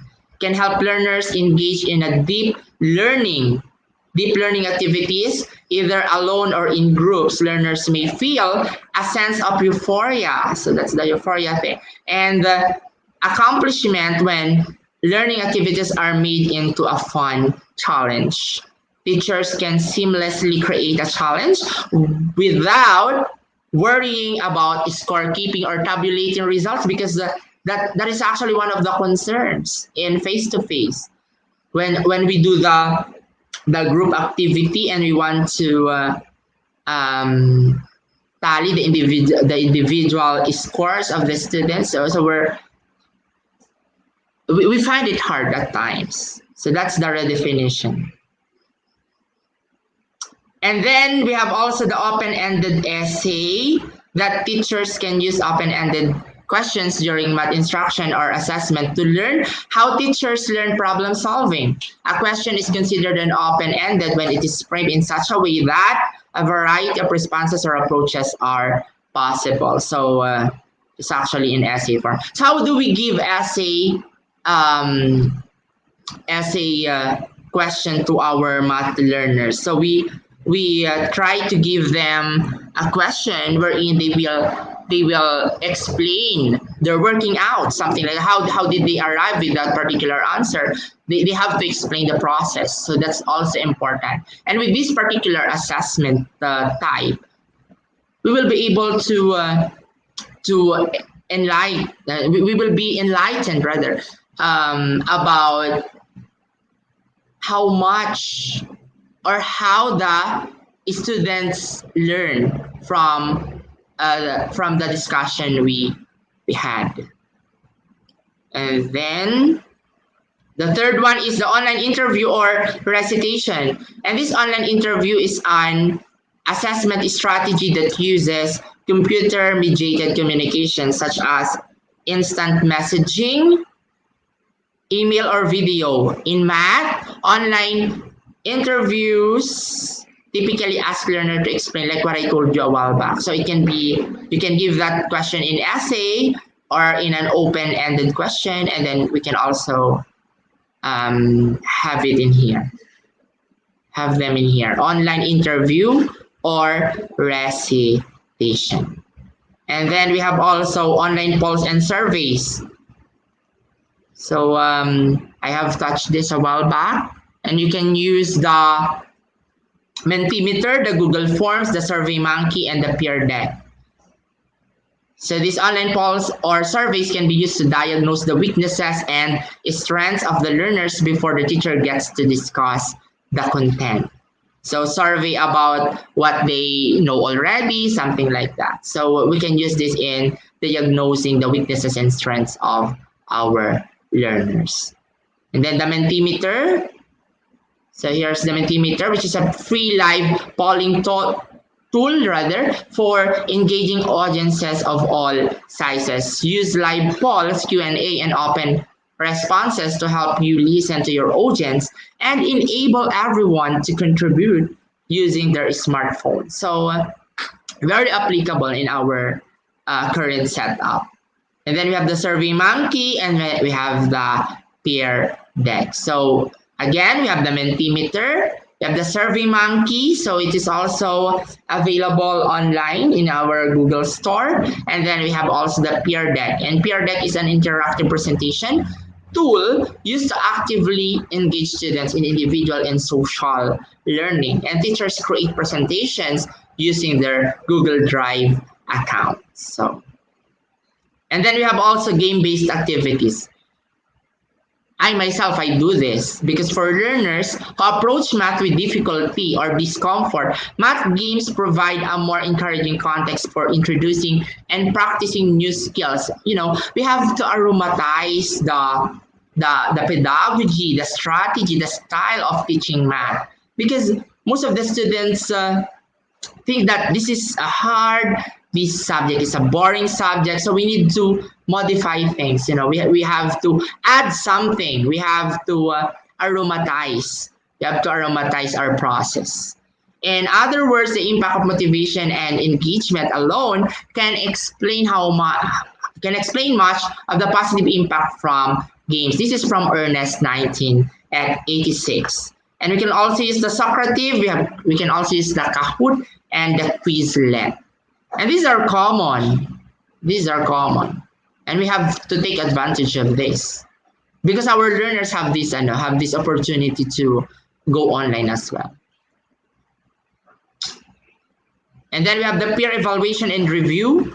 This is student to student evaluation or assessment, because this is important, because when a student pass his or her output to another student, it is the student who received the output can actually benchmark, but not to copy totally, because that's not good. Because in peer evaluation and review, the student revealed that the use of peer assessment had significance in improving students' performance in the learning of geometry, and there was an evidence of knowledge retention as a result from the intervention as seen in the improved post-test performance on similar mathematical problem. So this is actually a research, the use of peer assessment to improve students' learning. This is actually from European Journal of Social Science. So we have to use this, the peer evaluation and review. So we get to have that pair of student, and then they will exchange their outputs, and then they will have some critics, and then they will have some points of benchmarking things, you know. And then we have in here for forum post or discussion board. And in our school here in the Philippines, we are having these math onliners. Now, the math onliners, because a student can post their query, their question, or their misconception, and then experts or co-students will gonna answer. Will provide some answers with that particular concern. An online discussion forum is an electronic network facilitating active communication and interaction among all students enrolled in the same course. A weekly student host directs students to perform certain tasks as outlined in the outline online course guide. So of course we are having this forum post or discussion board, but this we are always being guided by our standards, And here in the Philippines, we are having that MELCs, the most essential learning competencies. We are having the curriculum guide and others. And then we have this one is electronic portfolio. Electronic portfolio, we have a purposeful collection of sample student work, demonstrations, and artifacts that showcase students' learning progression, achievement, and evidence of what students can do. So we have actually two phases. We have the first phase, the next diagram, documentation of achievement and documentation of learning. And we have actually three levels at that. Level 1, we have to collect the artifacts.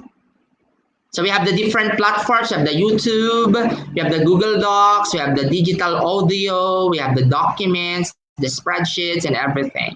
The digital images, the Google Notebook, and we have to collect all of them. Everything about students' output. So that's the first level. We have to collect the artifacts. And then later, the students will have this portfolio as a workspace. Because from collection, here comes the selection. From the collected artifacts, we now select, or the students now select, on what are they going to put or compile in their final output on their portfolio. And then the third one would be the evaluation. So there's a lot. And then the reflection of the learners are also very important. And we have in here level 3, wherein we have in here some standards of evaluation procedure. And the last one is recorded performances. Recorded performance assessments allow students to show how they arrived at their solutions and provide explanations for their answers, thereby providing rich information about students' thinking and reasoning. Performance assessments reveal different levels of understanding of the mathematics content. You can ask them to dance, you can ask them to sing their composed songs, self-composed songs. We teachers can ask them to dramatize something like that. So like what I said a while back, we have to explore things. Even the impossible, we make them possible, So this would be the last timely technological assessment tool. And for the concluding point about assessment in the new normal, a French writer named Jean-Baptiste Alphonse Carr said that the more things change, the more they stay the same. Because assessment did not go. Assessment is here from now and then. So let's start turning our attention to classroom level formative assessment and even summative, diagnostic, the type of activities that should occur minute by minute and day by day so that educators can use evidence of learning to adapt instruction in a real time to meet students' immediate learning needs. That's from Lehigh et al. 2005. And to do this, is to follow three-step process rather, for collecting formative data. First one is students range, find students range. And then second is to manage the hinge point. And then the third is to maximize the feedback. So this is from build foundational literary skills targeted to the needs of K-12 learners with Lalilo by Renaissance. And I want to end my discussion, my session with this particular quote. And I quote, if we teach today as we taught yesterday, then we rob our children of tomorrow. So be innovative in conducting your assessment. So we are teachers, we do everything we can to provide or to give the learners or the students the quality education that they need now and then. Thank you very much, and that will be the end of my presentation. Thank you, ma'am. Thank you po. Wow, wonderful presentation, sir. I like the quote. If we teach today Yeah. as we taught yesterday, we rob our children of tomorrow. By Yeah, Danny. ma'am. Yes, wonderful Thank you, quote, ma'am sir. And again, Ramina. sir, you are Thank you very welcome, sir. much. Thank you so much for the very informative, detailed, and clear presentation on different assessment tools in mathematics for distant learning. Yeah. Thank you so much, And they sir. That's a are, wonderful. the assessment tools are very important. Yep. Yes, yes. So very detailed and clear. Okay. Yeah. Thank you, To ma'am, our for that impression. Yes, you are welcome, sir.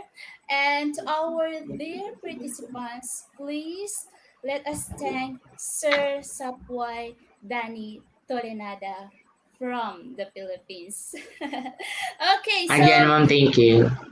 you are welcome, sir. Okay, and now time for quiz competition, and please don't leave us because later we have the Q&A portion. Time for quiz competition. And again, happy announcement. Institute of Global Professionals has launched its YouTube channel. Please do subscribe to our channel and click the bell button to be updated for all the topics here at Institute of Global Professionals. So you can see the link of YouTube channels.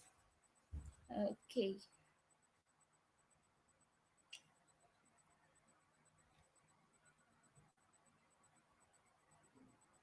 So right now we have 142 participants. Okay, so please, this is the code 101010 at www.slido.com.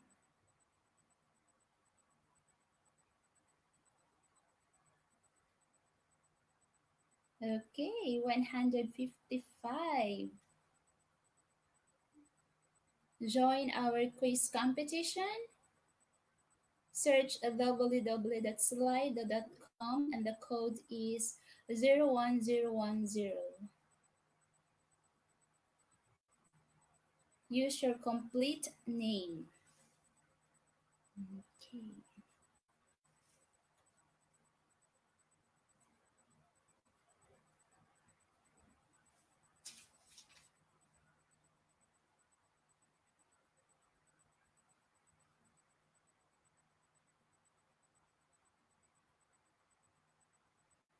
Wow, 186 participants. Okay, dear participants, please join at slido.com. Code is 01010.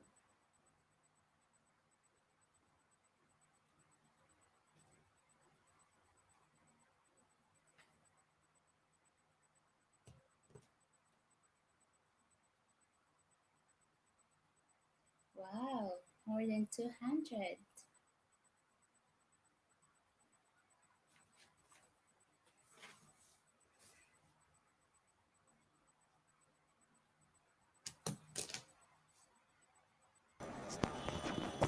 Hello, ma'am. Am I audible? Yes, sir. Yes, you are. Hello. Yes, sir. You are audible, sir.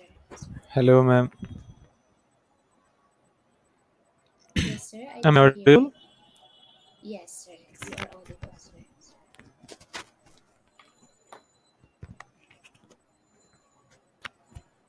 Hello.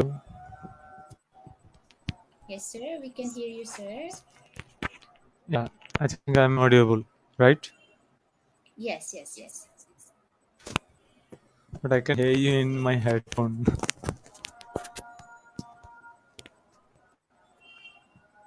Ma'am Rohamina, can you hear me? Yes, sir. I can hear you, sir. Clearly Okay. and loudly. Before we move to the our next part, quiz Mm-hmm. competition, I want to share something with our lovely audience, lovely participants. Mm-hmm. That is, I asked a question. Do you have any suggestion for IGP? Yeah. Thank you, ma'am Marisa.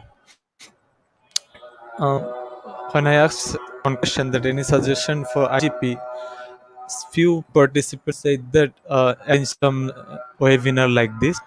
For your kind information, we completely booked in 2021. We have several programs, several webinars for whole 2021, and we have more than 500 speaker panel at a time in IGP. This is a great announcement for you. Wow. Another suggestion I received from you, that is CPD. I want to clear something to you.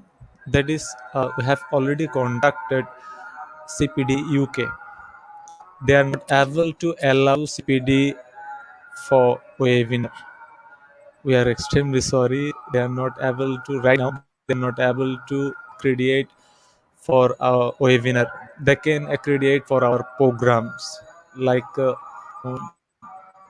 days program, 2 days program, 8 hours program, something like that. But they're not allowed our 2 hour webinar right now.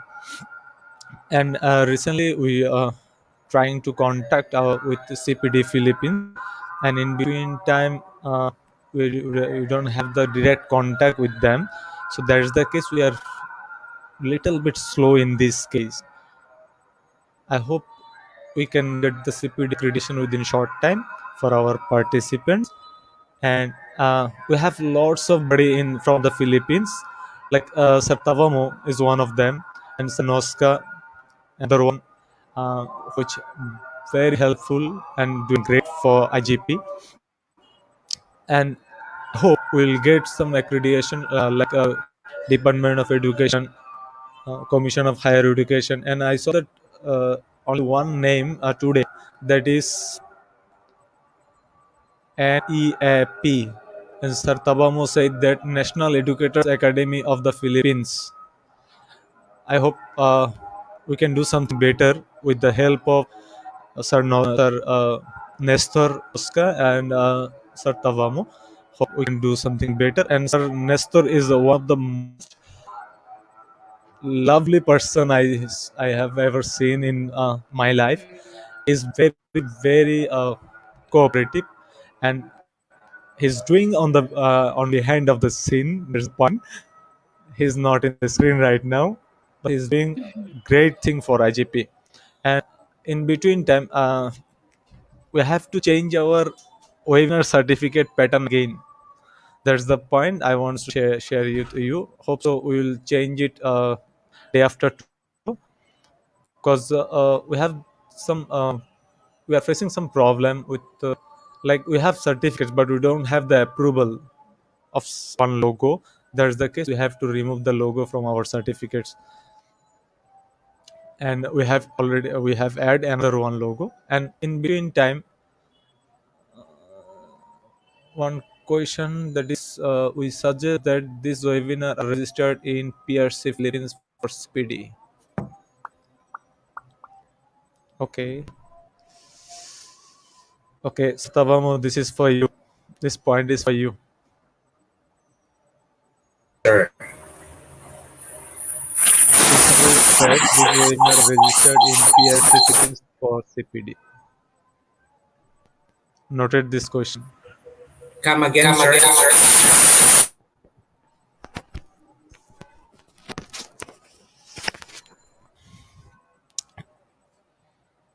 And when we get, I hope after some accreditation, and we're trying to get accreditation from Ministry of Education Thailand and Ministry of Education from India, and also Department of Education from Philippines. We're trying and hope so we can accredit within short time. And in between time, I hope you will continuing your support as previous. This is knowledge sharing platform, and mind it, this platform is yours also, because you are, I think, I hope you are a proud member of IGP. So this platform is yours also, so treat like that. If you have any kinds of suggestion to improve IGP, don't hesitate any time.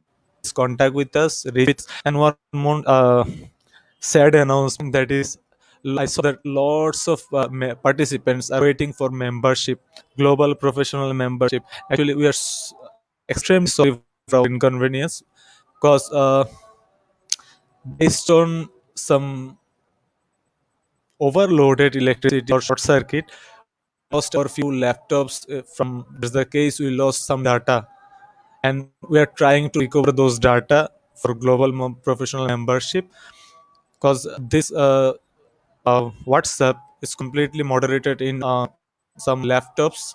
This is our official WhatsApp. So that's the case. We crashed some laptops. That's the case. We are right now. We are late in to serve the global professional membership, and uh, I think this is a good option for that. Those who are getting the late right now, because we changed our professional membership card patterns also. So it will increase some more power. So you can, I think it will be much better for you. Thank you. And one again, if you have any kinds of query, any kinds of suggestions for IGP, please directly contact with our Facebook page, and you can contact our official WhatsApp, which link you have in the comment section for professional membership. This is our official WhatsApp, and you can contact with them. You can contact us directly, and we hope, like right now, we announced our YouTube channel at the big at the after 30 minutes of this program. Right now, it almost 102 subscriber in our YouTube channel. It's a great, amazing, Wow. and we hope we will get more and more from you, because if possible, I saw the face that lots of participants actually they are not able to understand our webinar system. Maybe I'm not right. I don't know I'm right or wrong, but maybe. So on that case, we planned, if possible, we can arrange this live webinar at the time on Facebook and YouTube also. So that you can find it the link easily. And if you can see our website after this program, you will find the today's video on our website also. So you can take it from our website also. And if you visit our website, in every program you can find our previous recorded file in our website also. You can check it our YouTube also. Based on this is totally planned to develop our society. So you are part of the society, and I'm also part of society. Our YouTube channel name, Institute of Global Professionals. You can find the link in our comment section and already in pin comment. Sir, someone is asking in the platform, what is the YouTube channel? Yeah, it's name On the screen, Institute sir. of Global Professionals. Oh, Yeah. okay, so it's still the All are same the name. same. All the same Same. name. Okay, thank you. Thank you. Now move forward with quiz competition. And again, mind it, this is your platform. So if you have any kinds of suggestion, any kinds, feel free to contact us. We are always ready to take appreciation from you, and any kinds of suggestion we receive from our humbly heart. Thank you so much. Thank you so much, sir, for that wonderful announcement. Okay, good luck to all the participants. We have now 330. Wow.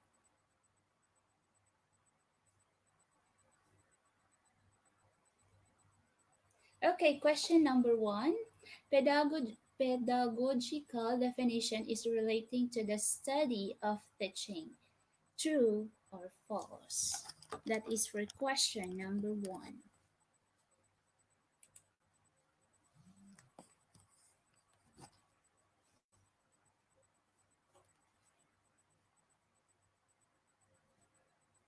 Okay, so 98% answer true.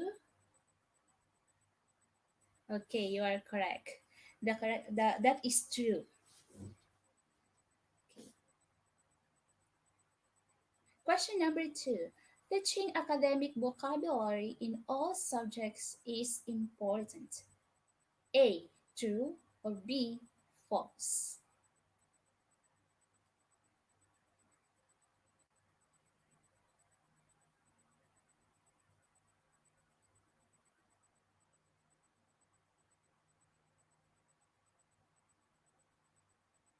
Okay, 97% of the participants answered true, and you are correct. Congratulations. Top one now, Romel. Okay, question number three. I love math. True or false?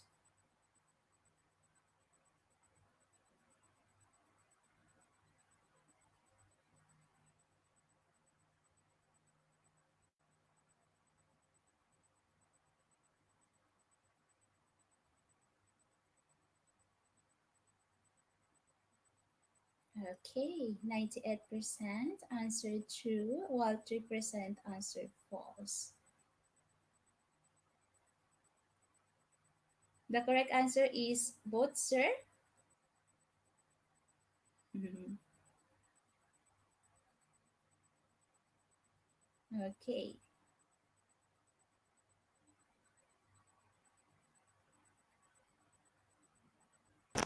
Yes, this is a tricky question for our participants. The right answer is both. Answer is both. Okay. So, all of you got the correct answer. Okay, question number four. Family games are good for teaching math.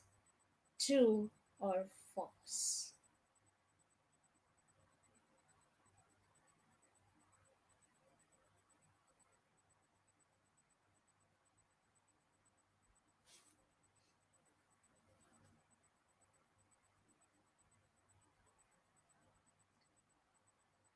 Okay, the correct answer is true. And 95% of the participants got the correct answer. Question number five. An effective assessment should A. Allow students to show what they know, understand, and can do. B. Trick students into getting questions wrong. Or C. Let students know what they can't do. So the correct answer for question number five is letter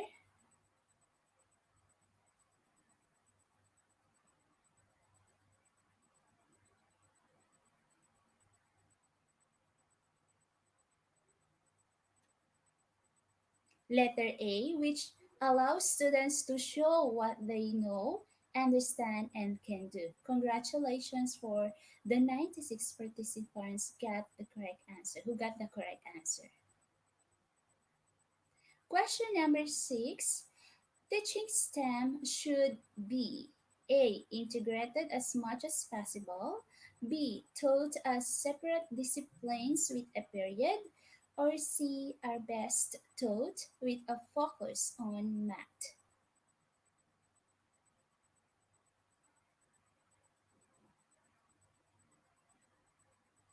Okay. The correct answer for question number 6 is letter A. Congratulations. So now let's move on. Question number 7. A monitoring assessment that can be used to assess progress in reading comprehension is A. A completed learning log. B. An interest inventory. C. A parent teacher conference. Or D. A list of vocabulary words learned so far. Okay, the correct answer for question number 7 is letter A, a completed learning log, and 52% of the participants got the correct answer. Congratulations. Question number 8. These are changes in assessment activities to enable students to demonstrate a learning. A. Instructional accommodations. B. Assessment accommodations. C. Environmental accommodations. Or D. Modifications. Okay. So the correct answer for question number 8 is letter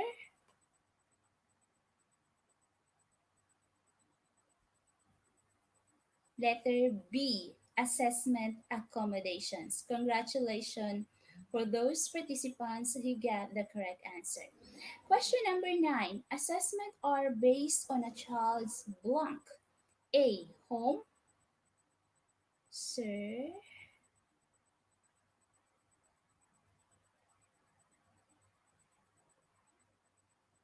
Okay.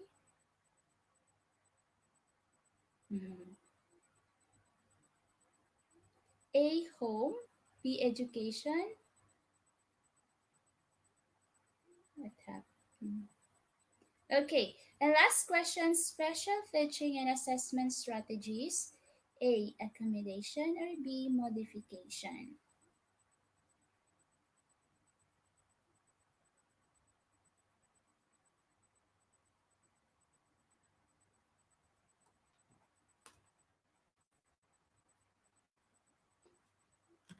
Okay. So the correct answer is accommodation. Congratulations for the participants who got the correct answer. Okay, so congratulations to all 10 winners for tonight's quiz. Please give your complete name in our chat box for your certificate. Mm. Wow, congratulations.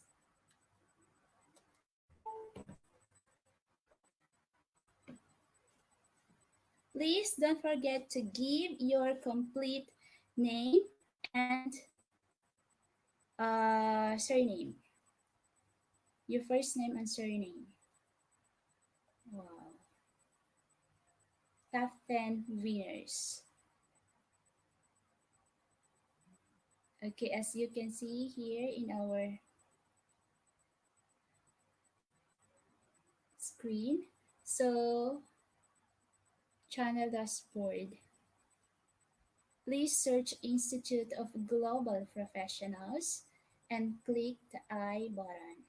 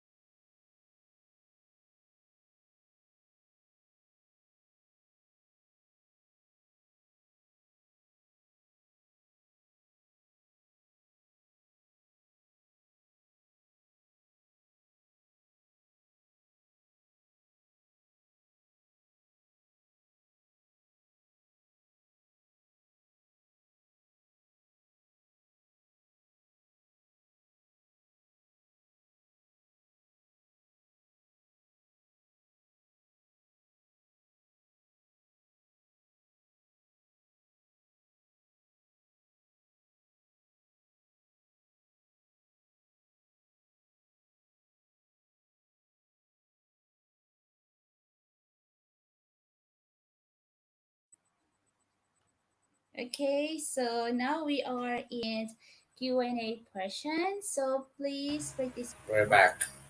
If you have any question, please drop it in our comment box.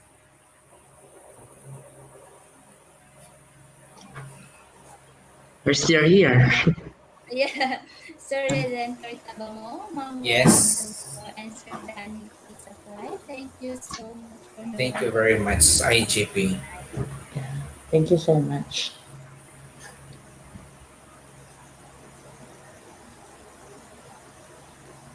okay.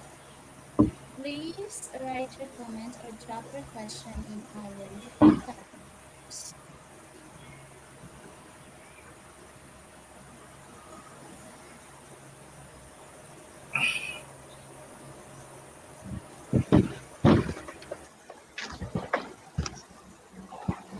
And don't forget to type the speaker name when you ask a question.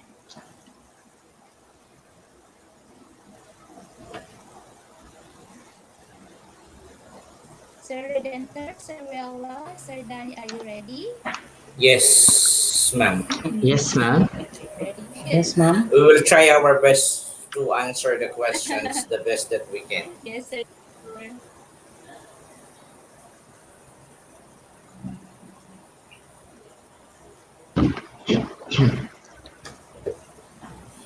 Is there a question? Okay, Sir. Dear participants, please drop your question in our comment box. Okay, so sir, we have first question coming from Manolita Ramos Calido. For Sir Tabamo, sir, are self-learning modules effective in making students actually learn the skills? What are the ways DepEd adopted to know the effectiveness of modular learning? Actually, there is no such as DepEd memorandum that we are going to adapt modular as the most effective modalities. Well, it depends with the kind of learners that will adapt the best modalities that they are going to adapt. Because modular are usually selected by the students to those who don't have number one, the gadget, the internet Yes. connection, and they don't have any choice rather than modular. But of course, one modality is effective, but it's not to the other learners. Well, it depends actually. So that's the reason why there's no such as DepEd memorandum telling that the most effective modalities with the present situation in the midst of pandemic is the modular. Mm, yes, it's good. Okay, I hope, Sir Manolita, we answer your question well. I agree with you, sir, especially for the students who doesn't have access on internet. So we have to use modular. Okay, from Ma'am Corazon A. Quintana. For Sir Supply, how will you use the TOS in making authentic assessments online effectively?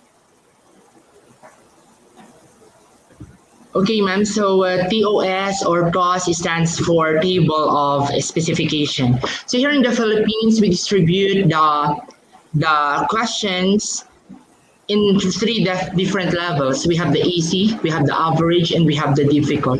And we have the computation here in the Philippines. Like we make our cost or table of specification, or we create questions by having this. For example, we have 10 item test or 10 item quiz.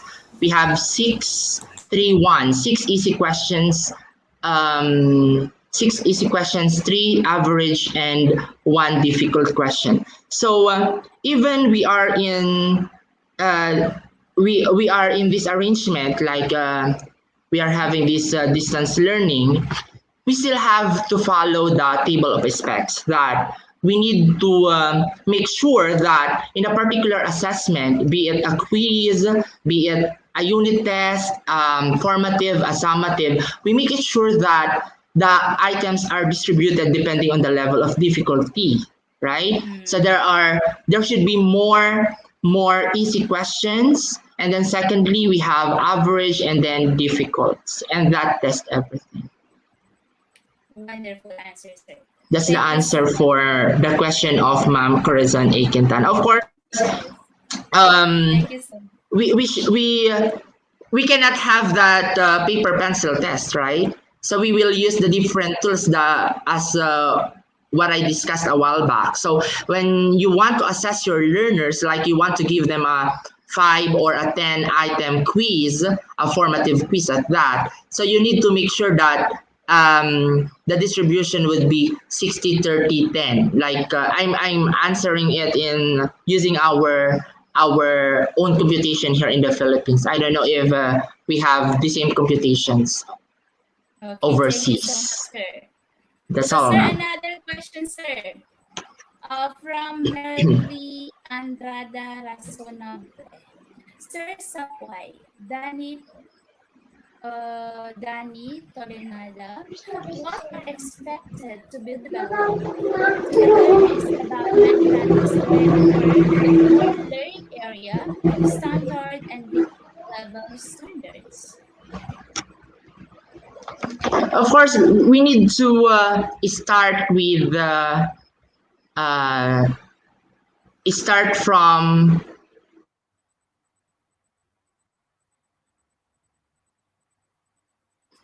Can you hear me, ma'am? Yes, yes. Please continue, sir. Hello, Yes, sir. You are audible, sir. hello. Can you hear me? Yes, sir. We can. We Can can you hear hear me, you, sir. ma'am? Yes, we can hear you loud and clear. So we are actually developing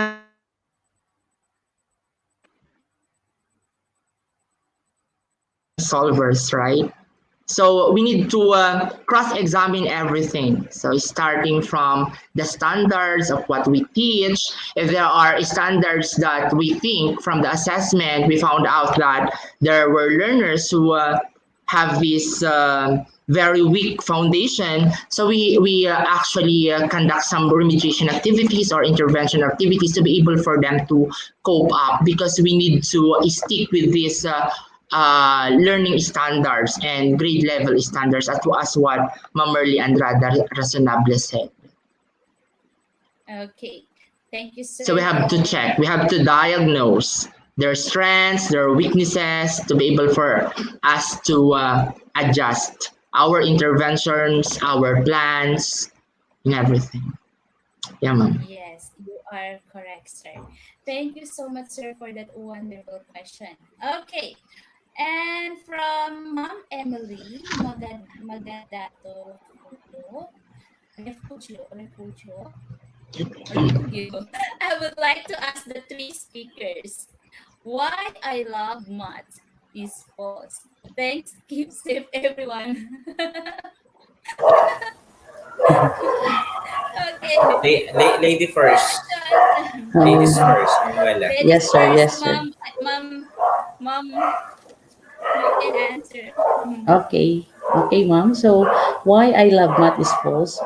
Because maybe not all of us are math Hello, majors here who hello, ma'am. attended the webinars. Yes. Hello, And ma'am. I think this is yes, for me. I think this question is for me.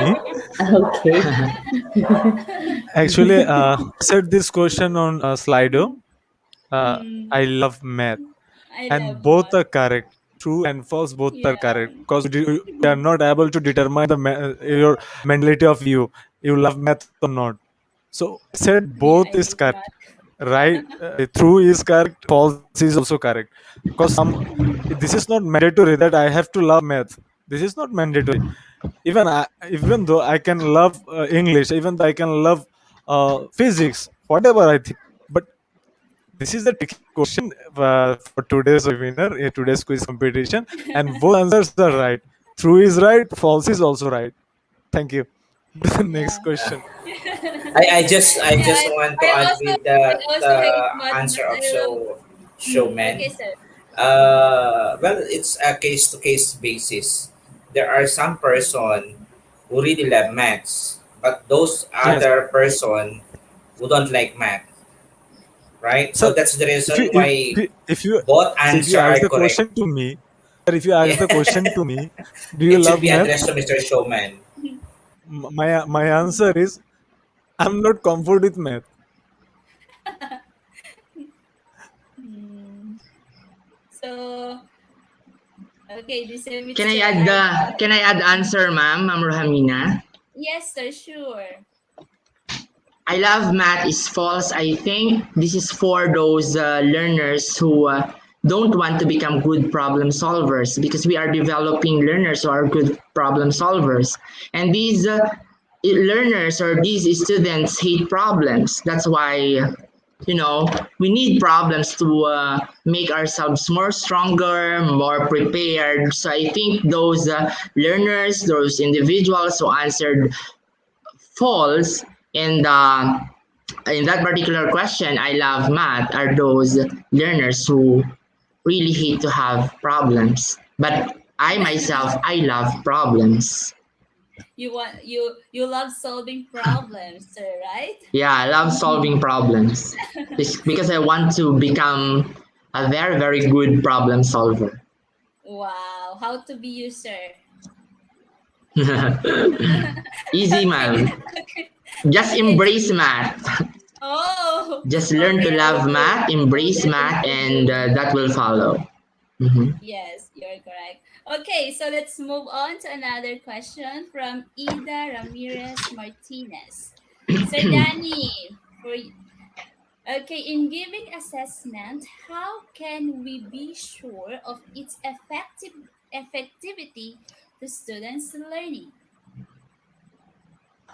Actually, at this point, it is very hard to tell if the assessment or the teaching that we conducted. I mean, the sessions, the learning sessions we conducted are made something, no? Made brought impact to the learning of the learner, to the learners rather. But one thing that we can do, I think, is to do cross examination. Like, for example, we can determine the effectiveness or Yes. effectiveness of our teaching, or if the learner really learned from our discussions by giving a summative, a formative, and at the same time, we conduct some interviews and some discussion forum and everything. We cross examine, and by that way, we can also um, we can also um, come up. We will be able to come up with a decision whether the because we cannot say if uh, if the learner cheated something or Mm-hmm. not, because the arrangement is we're having this distance learning, so it's very hard to identify if they were the one who Yes. really answered the questions. But by doing this cross examination, by conducting series of assessment, we can we can have some supporting proofs that we can use in our decision making. Yeah. Okay, wonderful, sir. Thank you so much. Okay, so another question from Mama Nolita. For Miss Carino, Ma'am Carino, what impact will this sudden forced immersion and experimentation with technology-enabled forms of learning have on the status of online learning in K to 12 education? Thank you, Mom Monolita Ramas Olego, for that question. Of course, this time of the online learning in K to 12 education, it is difficult. Why? Some of our students, um, either the far from places, they are had difficulties in internet connectivity. So, what will be the impact of these best practices that I have discussed a while ago? Of course, as you can see, Other STO or government units had their own way on how to produce or install internet connectivity, free Wi-Fi to education to help education sectors a while back when I discussed that. And then some loving Filipinos donated different gadgets for teachers and learners to cope up with this new setup of education, which is the online learning. Thank you. Yes. Wonderful answer, Mom. I hope, Mom Manolita, we answer your question. Thank you so much. Next question coming from,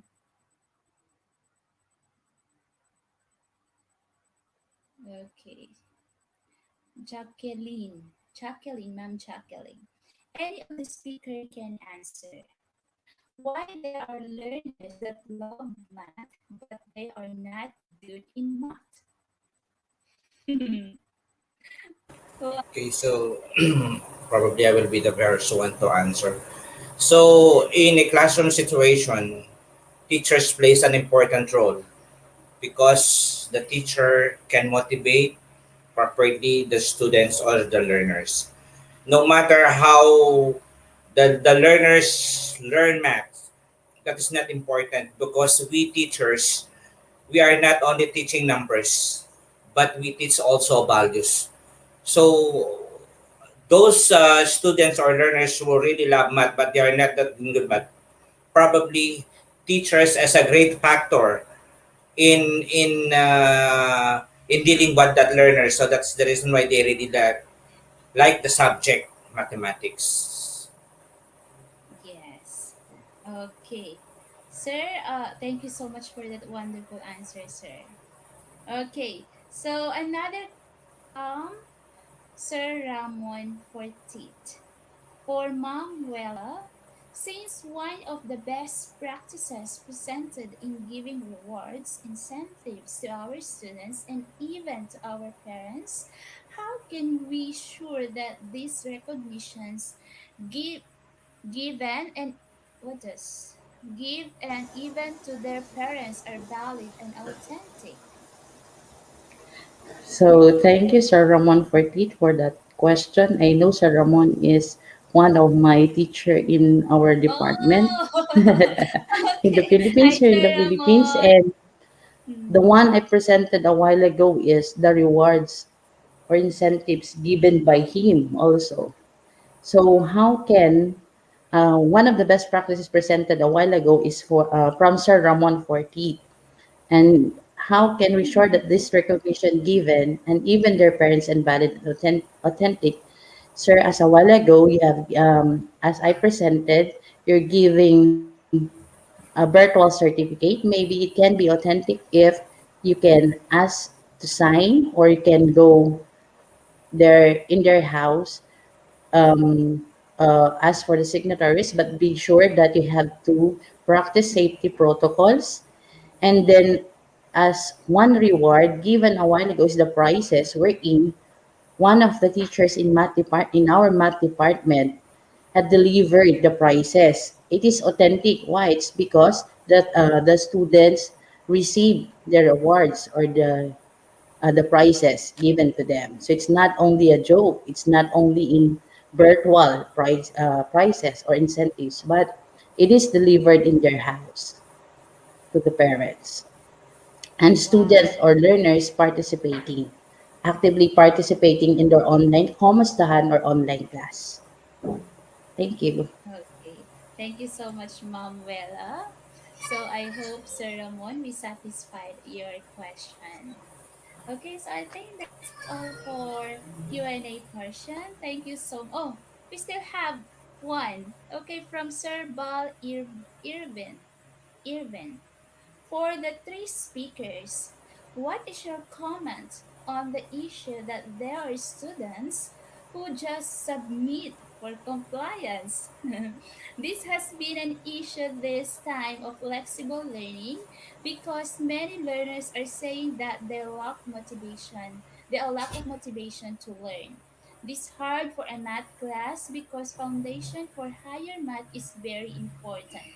Wow, what a nice question from Sir Bal Kelvin. Okay, who wants to answer?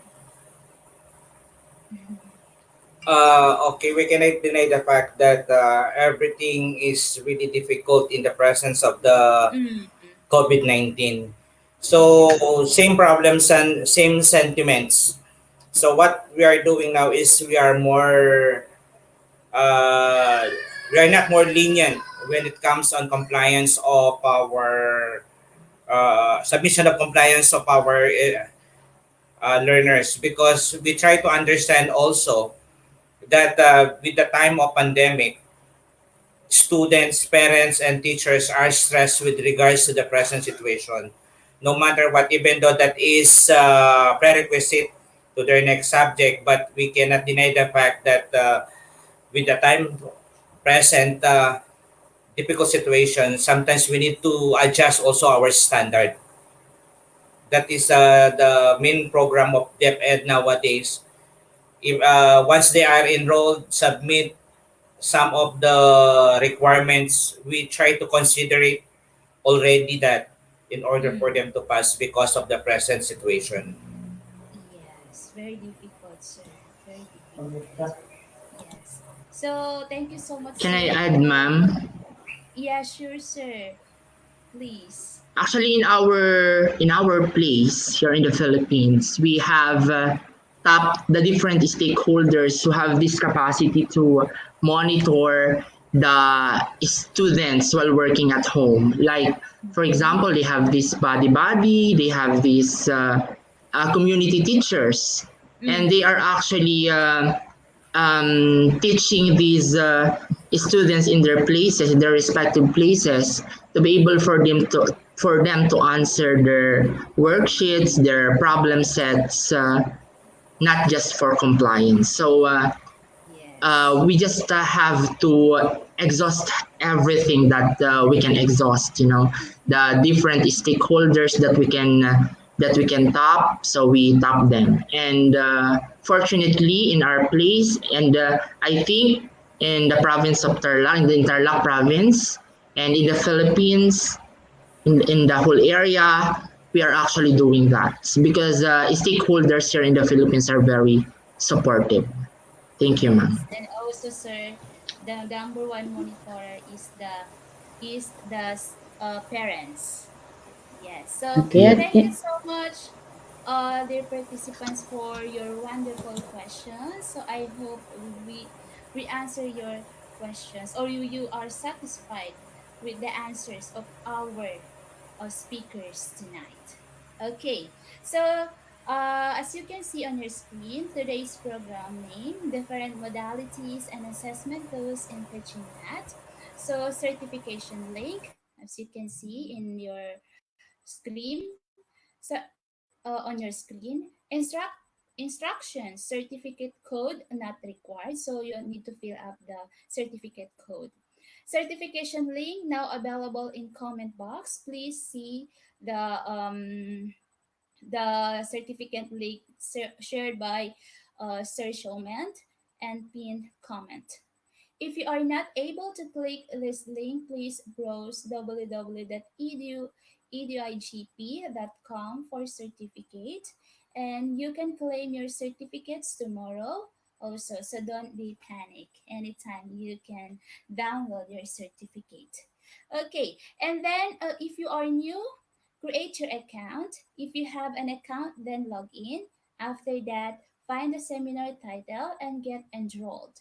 After you enrolled, click the Get Your Certificate button and automatically it will download your certificate. It's auto downloadable, so check your file manager. If nothing there, so please update your browser or try with another browser or try it from a laptop or desktop. Thank you. Okay, so don't forget to claim or to download your e-certificate. So this is the different modalities and assessment tools in teaching math. Please browse www.eduigp.com. Okay, and get your certificate. And remembered, certificate code not required. Okay, so please don't miss our next webinar on July 6, 2021, with the title Building Bridges to the New Normal. Wow, interesting. That is on July 6th with three speakers from Lebanon. Ma'am Raefa Joma, Ma'am Natasha Habli, and of course, Ma'am Naja Shams. So please don't miss this wonderful webinar on July 6th. Next, upcoming webinar, July 8, 2011, Project All Numerics and Assessment Tools with two speakers from the Philippines, Sir Bernardino Gomez, Sir Danilo Casido, also from the Philippines. Okay, so please don't miss this webinar. Thank you.